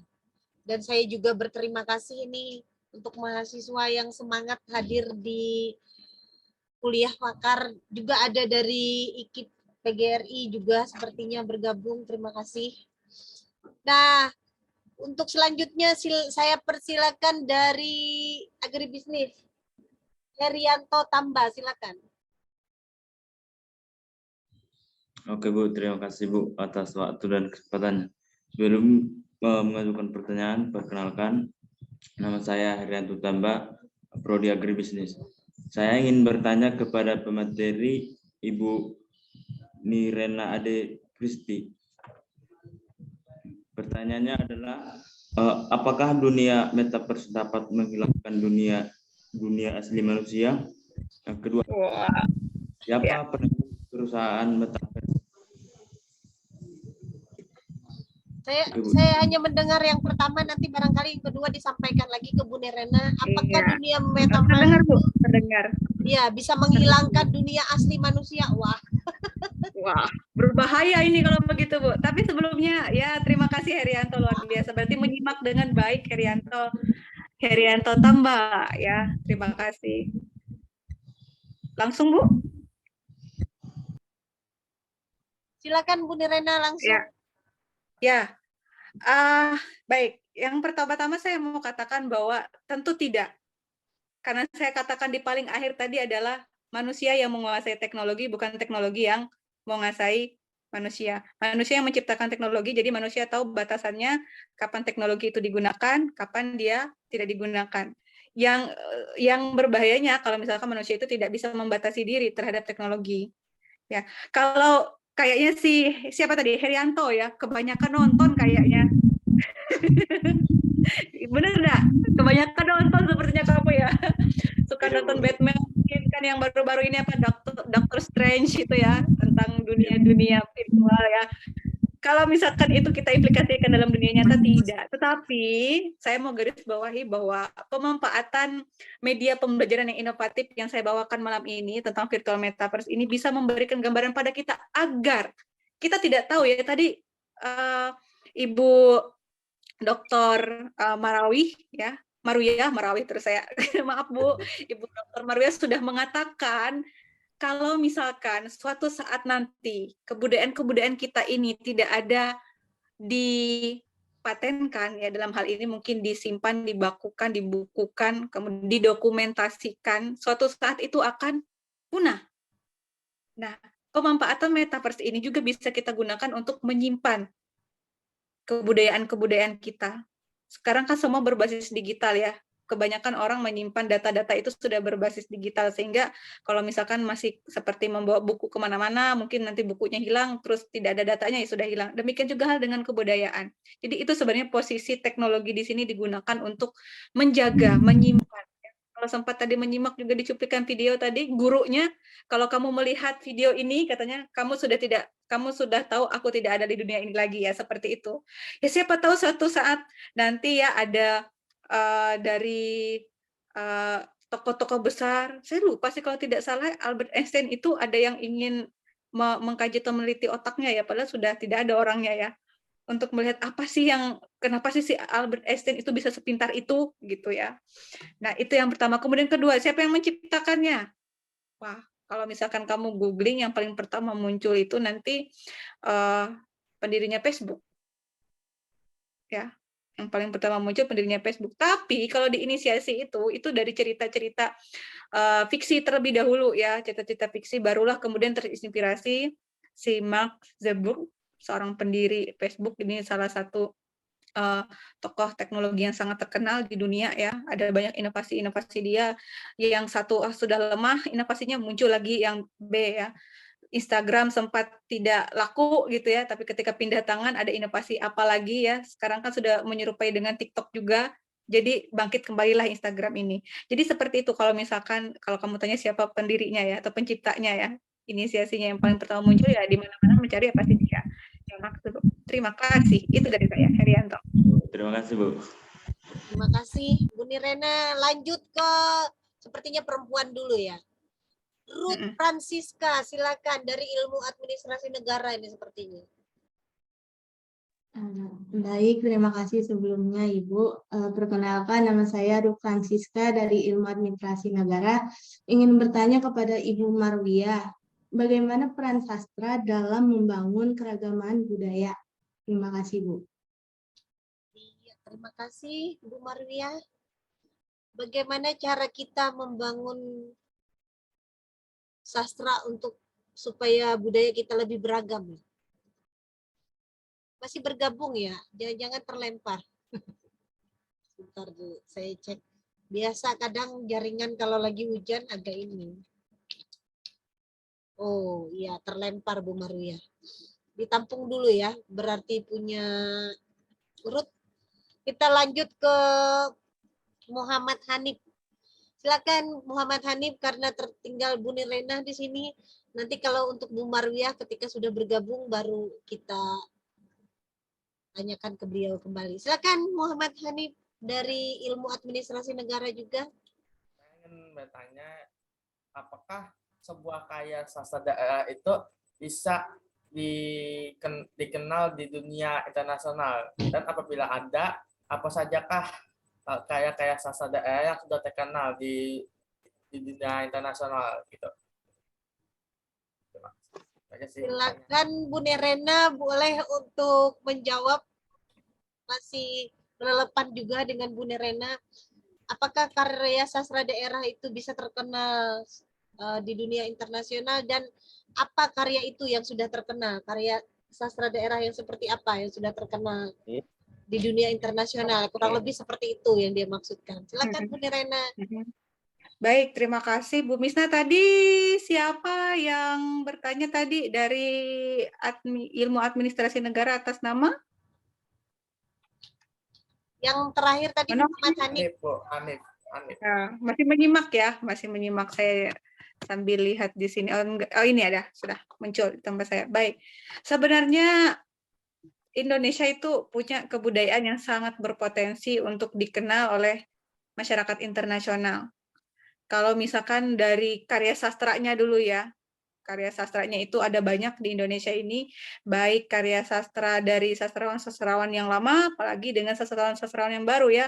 Barusan yang kemarin itu membahas tentang sastrawan Indonesia Terelie, karyanya sudah ada di mana-mana, bahkan karyanya juga sudah diterjemahkan ke dalam beberapa bahasa asing yang dipublikasikan di negara-negara luar Indonesia. Nah, kalau paling tidak ada 6 sastrawan Indonesia yang dengan karyanya yang hebat ya, yang kemudian diakui oleh dunia luar. Di sini mungkin ada yang mengenal, saya tambahkan dari yang kemarin ya, ada yang mengenal Andrea Hirata. Wah, ada ya, pasti kenal ya.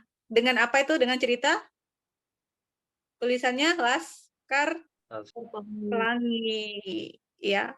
Bisa dibayangkan dari cerita itu tidak hanya novelnya saja yang dia bawa ke luar negeri sana, tetapi kebudayaan dari latar penulisan novel itu pun turut dibawa ke sana.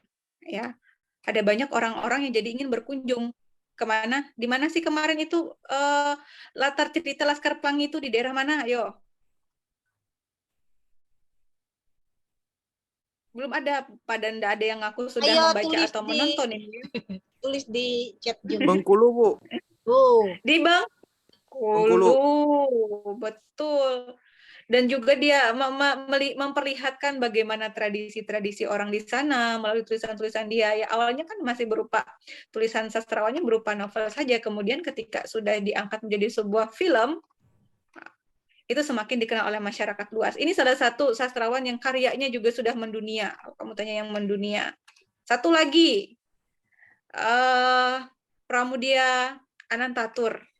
Ya, Pramudia Anantatur ini kalau kalian mungkin ya tidak banyak yang mengenal, tapi kalau di anak-anak sastra dan bahasa itu sudah pasti mengenal beliau ini ya, salah satu pengarang yang paling produktif dalam sejarah kesusastraan ya di Indonesia. Dia selama hidupnya itu menghasilkan banyak 50-an karya lebih ya, dan seluruh karyanya itu pun diterjemahkan lebih dari 40 ke dalam 40 bahasa asing.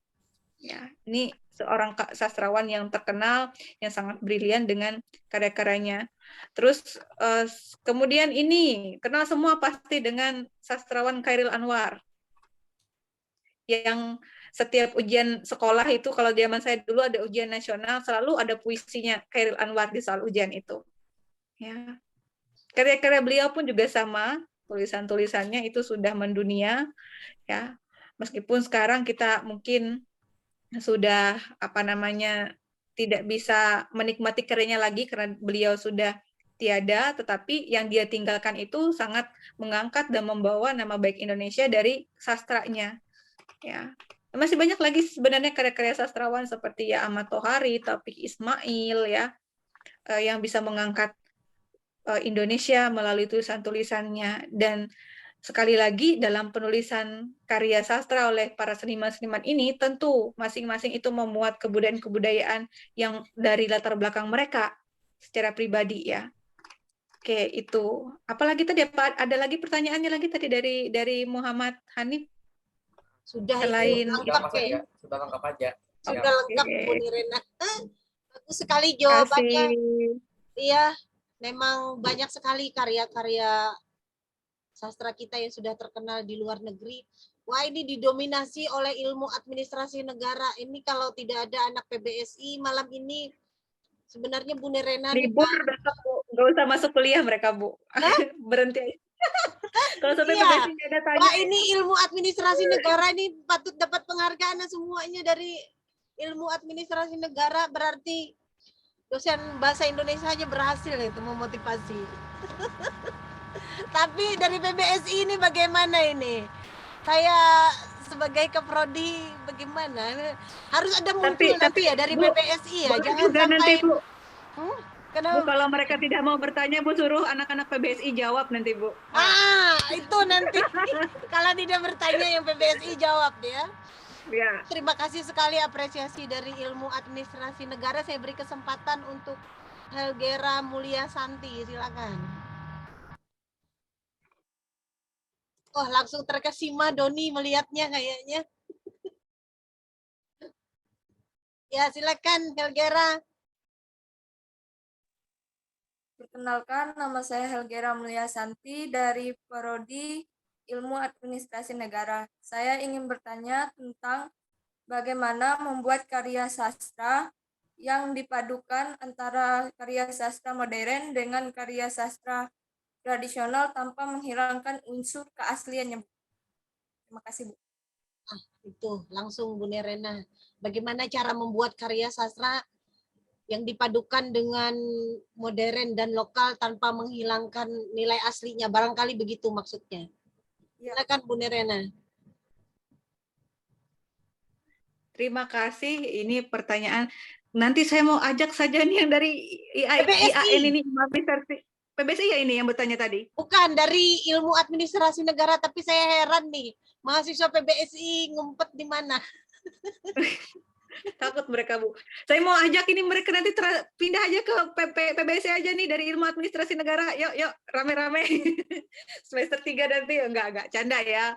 Baik, bagaimana caranya biar sastra tradisional itu diangkat menjadi sastra modern, kemudian tanpa menghilangkan ya sifat-sifat atau nilai-nilai tradisionalnya. Ini tentunya sudah menjadi tugas kita semua yang memiliki si pemilik budaya tradisional itu ya.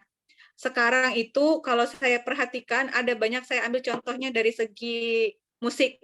Wah, kalian kenal Alif Fakot kali namanya ya? Kalau saya salah sebut Alif Bata. Alif Fakot, Bu. Yang dari Kalimantan Timur, Bu. Oh, yang dari Kalimantan. Saya pikir yang mendunia itu ada juga yang mendunia yang main gitar biasanya kalau Alif Bata. Iya, main sampek ya, sampek kalau sebutan sampek kalau sebutannya untuk alat tradisional dari Kalimantan Timur itu. Nah, itu salah satu cara yang dia gunakan. Dengan alat musik itu dia memainkan lagu-lagu yang tren saat ini di kalangan-kalangan remaja ya, di kalangan-kalangan milenial ini, itu salah satu cara dia dengan tanpa menghilangkan esensi dari alat musik tradisional yang dia gunakan itu. Ya, jadi itu semacam ada merevitalisasi kembali alat-alat musik itu. Jadi alat-alat musik kita itu tidak ada yang jadul, tidak ada yang kuno ya, tapi ketika digunakan dipadukan dengan yang modern, itu kan salah satu perpaduan ya antara yang modern dengan tradisional. Jadi itu bisa membantu untuk mengangkat kebudayaan-kebudayaan kita, dari salah satunya adalah dari alat musik. Kemudian yang kedua, contoh lagi baru-baru ini ya, kayaknya di Palangkaraya sudah ada ini ya. Gara-gara tren dari Citayam Fashion Week, ya sih namanya ya. Kalau saya salah sebut tolong koreksi. Itu sudah mulai mengangkat budaya-budaya dalam salah satunya adalah mengenai pakaian-pakaian tradisional yang ada di Indonesia. Ya kalau di Citayam Fashion Week mungkin tidak ya, tetapi baru-baru ini ya, saya ambil saja contoh di Universitas Palangkaraya itu dimanfaatkan oleh beberapa tenaga pendidik ya, bahkan beberapa dosen dalam momen 17 Agustus ya kalau tidak salah Bu ya, menggunakan tren Citayam Fashion Week itu untuk diterapkan di situ, tapi dengan memamerkan pakaian-pakaian dalam hal ini batik ya, pakaian-pakaian batik ataupun pakaian-pakaian tradisional untuk merevitalisasi kembali hal tersebut. Sekarang pasti kebanyakan kalau pakai batik itu yang masih ada ya generasi-generasi milenial ya. Tapi kalau misalkan menggunakan pakaian-pakaian daerah kalau dalam momen-momen tertentu juga mungkin ada. Tapi kalau keseharian mungkin tidak. Nah pada kesempatan itu sebuah tren yang ada di masyarakat modern itu bisa dimanfaatkan untuk mengangkat budaya-budaya atau tradisi-tradisi yang ada di daerah kita. Itu menjadi salah satu inspirasi sebenarnya ya. Itu 2. Perlu contoh ketiga lagi barangkali? Tadi sudah ada musik, kemudian sudah ada dari segi pakaian ya. Itu dari saya. Bagaimana? Siapa tadi? Dina tadi ya? Sudah tidak muncul orangnya di tempat saya. Itu caranya ya, memanfaatkan hal-hal yang sedang tren saat ini untuk mengangkat budaya-budaya daerah kita. Dan esensinya masih ada, tidak luntur. Itu ya. Oke. Bagus sekali, luar biasa Bu Nirena. Walau mana ini Doni. Ya Ibu, baru saya dimasuk terlempar tadi. Oh iya, terima kasih tadi. Ya. Ada maaf tadi keluar internetnya signalnya hilang, pengaruh hujan kali ini. Alhamdulillah bisa masuk Ibu. Iya, alhamdulillah. Ya. Ada masih banyak pertanyaan, ada ini masih banyak. Salah satunya ini Bu. Ya. Bagaimana cara agar sastra daerah dan budaya dapat dilestarikan pada era masa kini itu katanya. Terus iya. Boleh silakan langsung Bu ditanggapi. Artinya nyambung dengan pertanyaan tadi, ya kan? Nah, ini dengan kecantikan teknologi, dengan pengaruh-pengaruh kecanggihan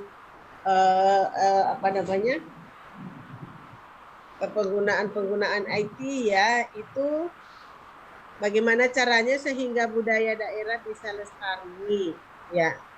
Saya sampaikan tadi bahwa itu salah satunya adalah mungkin budaya daerah itu bisa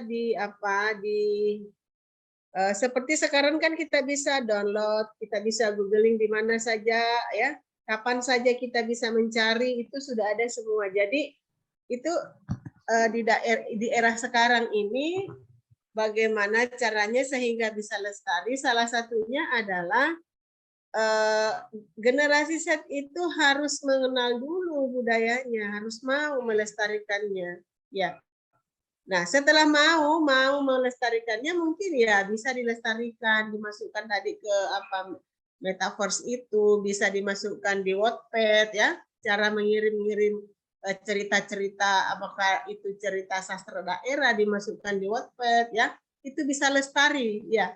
Kalau sudah ada di internet kan kita bisa buka, siapa saja bisa buka, kapan saja dan dunia manapun bisa mengakses sastra-sastra daerah kita dengan kecanggihan-kecanggihan teknologi. Dengan usaha, saya kira generasi Z dengan keinginan dan rasa cinta terhadap budayanya, sehingga berbagai usaha itu bisa dijadikan alat untuk melestarikan budaya. Seperti tadi ada pertanyaan bagaimana caranya mengglobalkan, itu tadi dibawa ke dunia internet itu ya, dibawa ke sana, dimasukkan ke Wattpad ya. Di situ ada ada program itu juga itu ya untuk membaca dan mengirim artikel ya, di situ ada di situ. Nah bolehlah karya-karya sastra daerah kita masukkan di situ. Seperti kemarin Ibu Dr. Misna itu mengenai menulis dengan cerpen dengan teknik Google Docs ya. Jadi kalau misalnya teknik membaca dan menulis ya, mengirim artikel atau sastra daerah atau karya-karya kita, baik itu orisinal atau mungkin sudah dieksplor atau sudah ditransformasi, Ya, karya transformasi generasi muda ya bisa kita kirim ke menjadi sastra digital ya, itu salah usaha juga pelestarian sastra daerah, bisa dimasukkan menjadi dokumen dan bisa membahana ke dunia luar. Orang-orang siapa saja ya bisa membuka, bisa tahu, oh ternyata di Kalimantan Tengah itu ada karya sastra ini ya, ada budaya ini ya. Jadi itu supaya bisa mendunia, dimasukkan di situ saja di program-program itu seperti Wattpad ya. Di situ bisa mengirim, bisa membaca karya sastra. Jadi kalau generasi ini bisa mungkin mengeksplor ya, kemarin kata Ibu itu bagaimana dieksplor ya.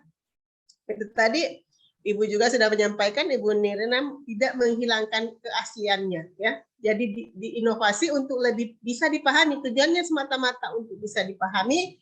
Yang kedua adalah fungsi-fungsi sastra itu tadi harus benar-benar kita paham ya. Seperti mungkin salah satunya mungkin ya sekedar menghibur dulu ya, mungkin sekedar menghibur untuk menikmati ya, menggemari ya, salah satu itu menggemari dulu. Jadi dia tingkat apresiasinya menggemari ya, gemar dulu. Kalau dia sudah gemar, dia pasti cari, ya kan? Sama kalau ada sekalian suka dengan seseorang, pasti dicari, ya, pasti dokumenkan, difoto, disimpan fotonya. Nah sama dengan karya sastra daerah, diabadikannya, ya, dibawalah ke bisa menjadi sastra digital ya, disimpan di sana, di copy, terus dibawa ke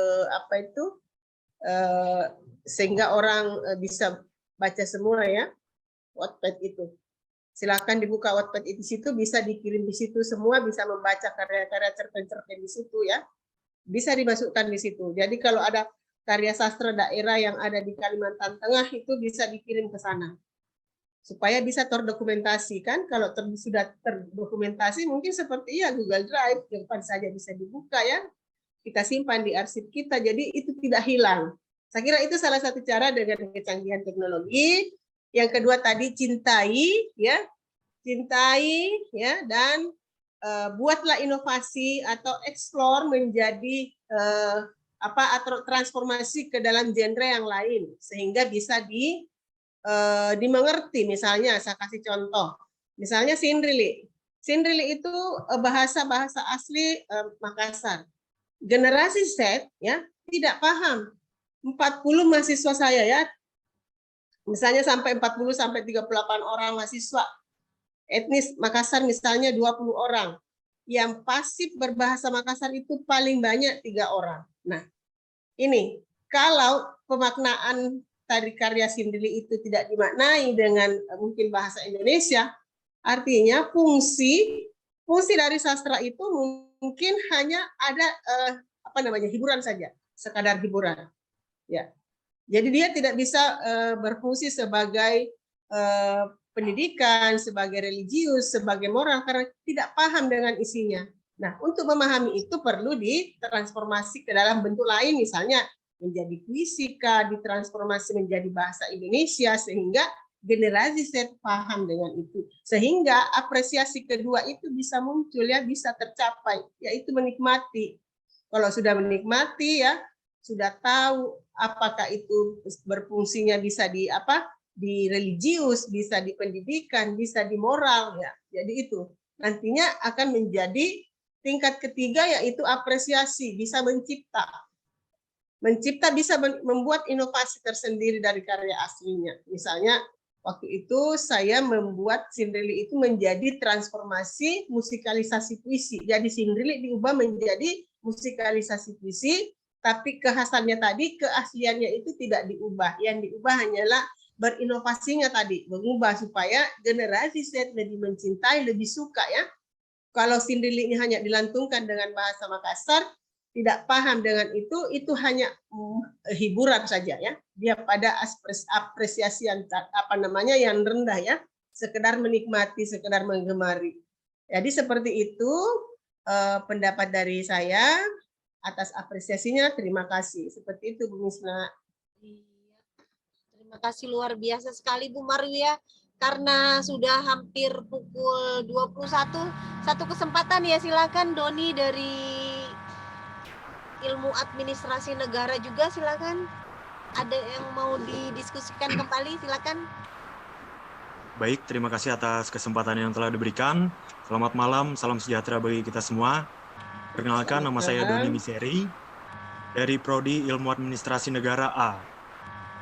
Sebelum bertanya, izinkan saya untuk memberikan pendahuluan terlebih dahulu.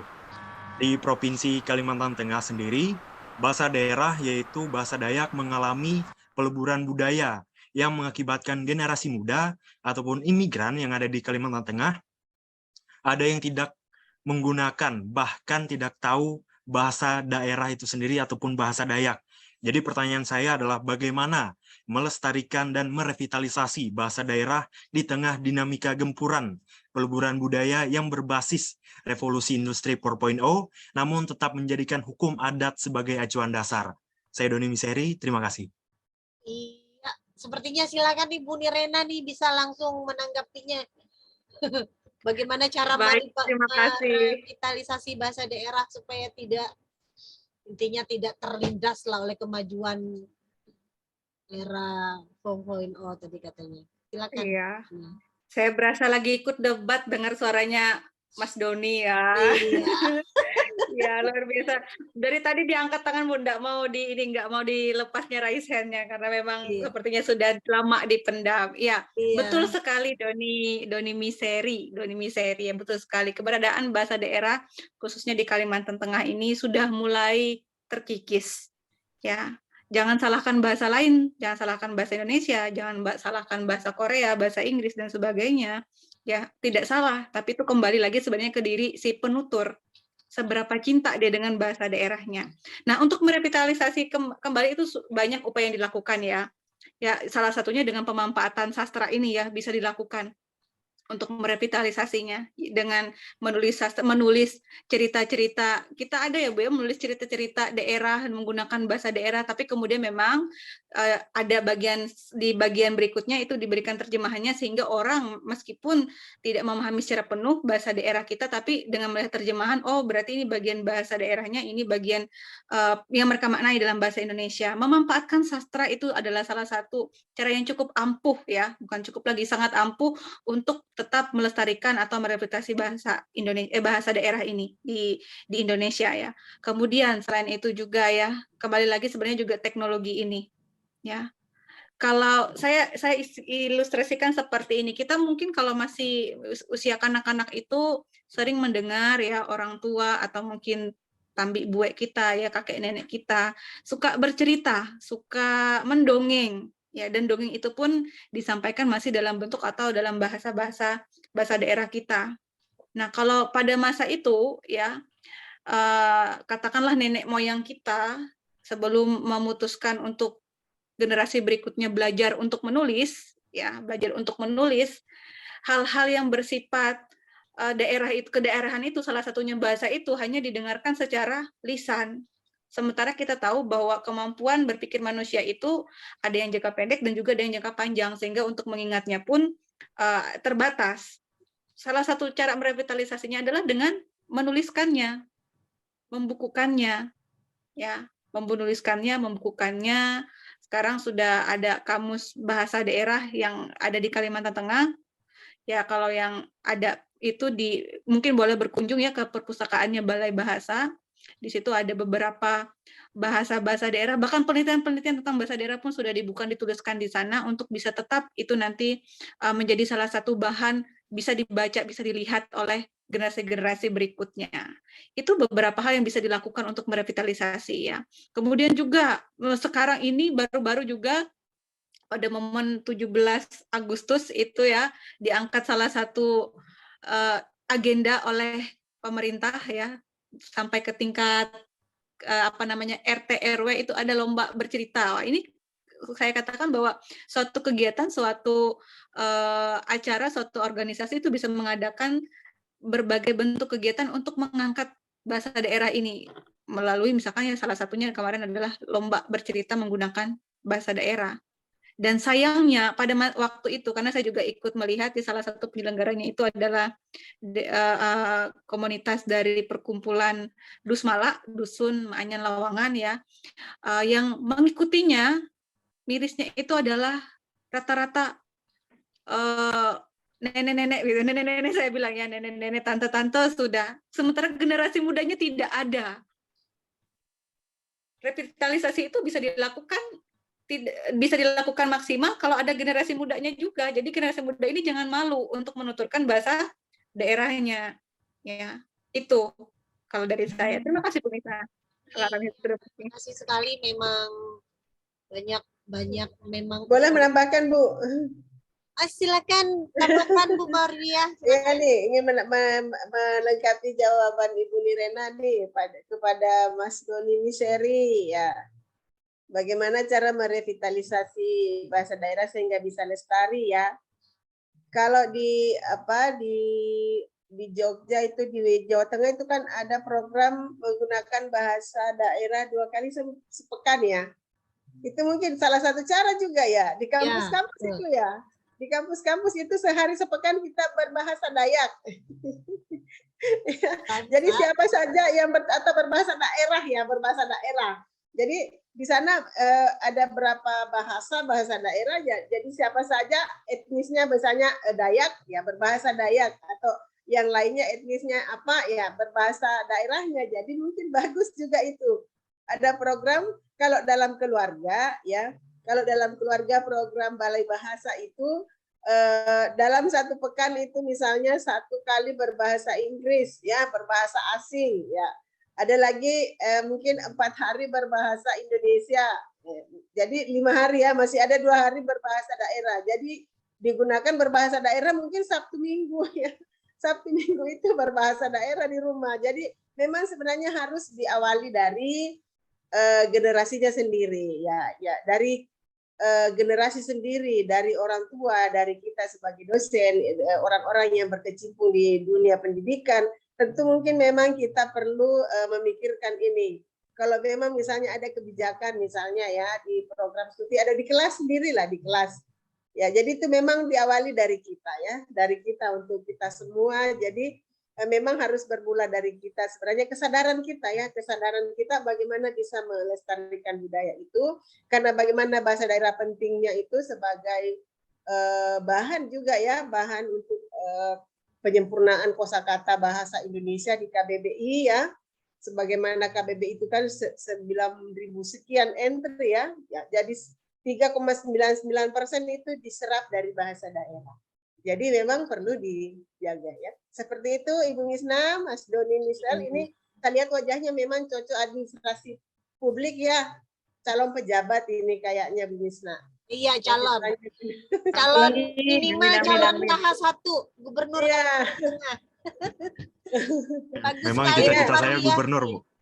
Masya Allah, amin. Sudah jadi gubernur, saya masih hidup ini, Mas Doni ya. Diingat ya, ada pemateri dari Makassar ya.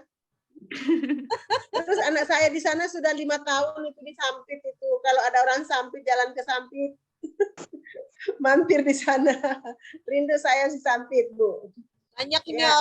orang Sampit banyak ini. Tadi saya catat memang beberapa yang hadir itu dari IKI PGRI Pontianak ada, dari Poltekkes Kalimantan Tengah ada, dari Ilmu Pemerintahan Palangkaraya ada. Wah, Luar banyak. biasa ini Bu, dari pemerintahan, dari PPKN, dari prodi apa saja di sini digabung semua, luar biasa benar ini Palangkaraya ya. Ini ya penggiat-penggiat sastra ke depan ini generasi Z yang gemilang ini Bu. Iya, karena di Kalimantan Tengah ini banyak yang anak mudanya yang aktif, Bu. Iya, Kalau Bu, kita saya yang lihat. tua ini sudah angkatan baby boomer biasanya Tadi ikut itu saja. Bu Nirena udah bilang tante-tante itu. Iya.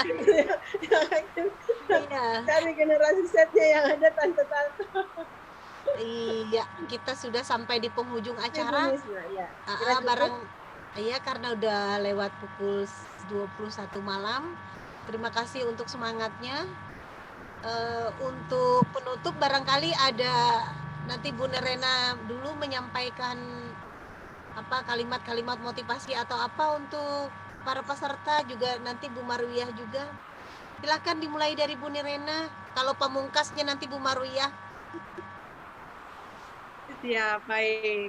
Semoga masih jangan lift dulu ya. Sekarang saya lihat banyak yang lift ini.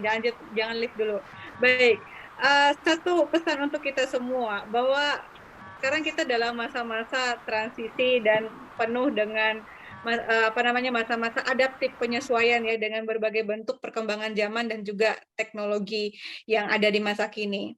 Tapi harapannya bahwa kemampuan kita, pengetahuan kita yang kita dapatkan khususnya ya di perkuliahan atau di kampus itu bisa mendukung untuk kebudayaan kita itu terus terangkat, terus maju, bahkan kalau bisa kebudayaan-kebudayaan kita itu sampai dikenal ke mancanegara, tidak hanya kita tersimpan di kita saja. Jadi kebudayaan kita jangan hanya menjadi jagoan di daerahnya saja, melainkan menjadi jagoan di daerah orang lain juga. Ya, dalam hal ini kita memperkenalkan. Tapi caranya bagaimana? Ya, caranya bagaimana agar itu bisa dicapai atau bisa terjadi, bisa terwujud. Ya kita semua harus sama-sama saling bersinergi, mau belajar, mau mengevaluasi diri, tidak cepat puas dengan apa yang kita capai, sehingga dengan begitu nanti kita bisa mengangkat kebudayaan-kebudayaan yang ada di daerah kita bisa mengangkat budaya dari segi bahasa kita, budaya dari segi benda-benda yang ada di tempat kita, dikenal oleh orang banyak, bahkan nanti tidak menutup kemungkinan untuk menarik perhatian wisatawan untuk bisa berkunjung ke daerah kita dengan kebudayaan-kebudayaan kita yang unik tadi. Makanya di lingkup atau dunia pendidikan itu ingin terus membangun pekerti kepada mahasiswa dan juga tenaga pendidiknya untuk bisa sama-sama bergandengan tangan mengangkat berbagai macam kebudayaan yang ada di daerahnya untuk bisa dikenal oleh masyarakat luas di Indonesia maupun di luar Indonesia. Sekali lagi, manfaatkan tadi teknologi dengan bijak, jangan sampai teknologi yang menguasai kita, tapi kitalah yang harus menguasai teknologi untuk mengangkat budaya daerah kita. Terima kasih Bu Mista. Terima kasih Bu Nerena. Silakan Bu Marwiyah ini untuk kata-kata pemungkas pada peserta. Ya, kata-kata penutup closing statement dari saya. Ter-unmute kayaknya Bu.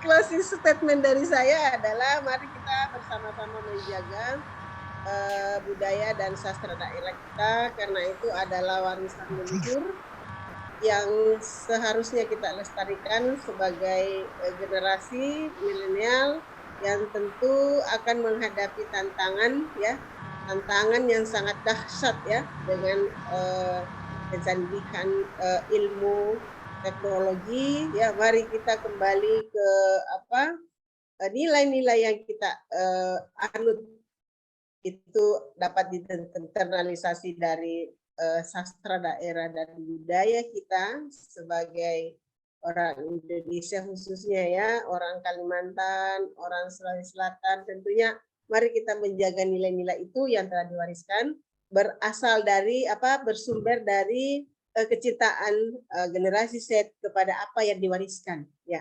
Jadi jagalah itu apa yang diwariskan, karena Rasulullah sendiri ada sabdanya bahwa kita diwajibkan untuk menjaga warisan. Wabillahi taufiq wal hidayah. Assalamualaikum warahmatullahi wabarakatuh dan selamat malam untuk semua. Terima kasih. Selamat malam Bu, terima kasih materinya. Terima kasih semuanya. Terima kasih dari SKSGC, dari Ikip Pontianak, dari semuanya dari sampai jumpa. Ya, sampai jumpa. Iya. Sampai besok.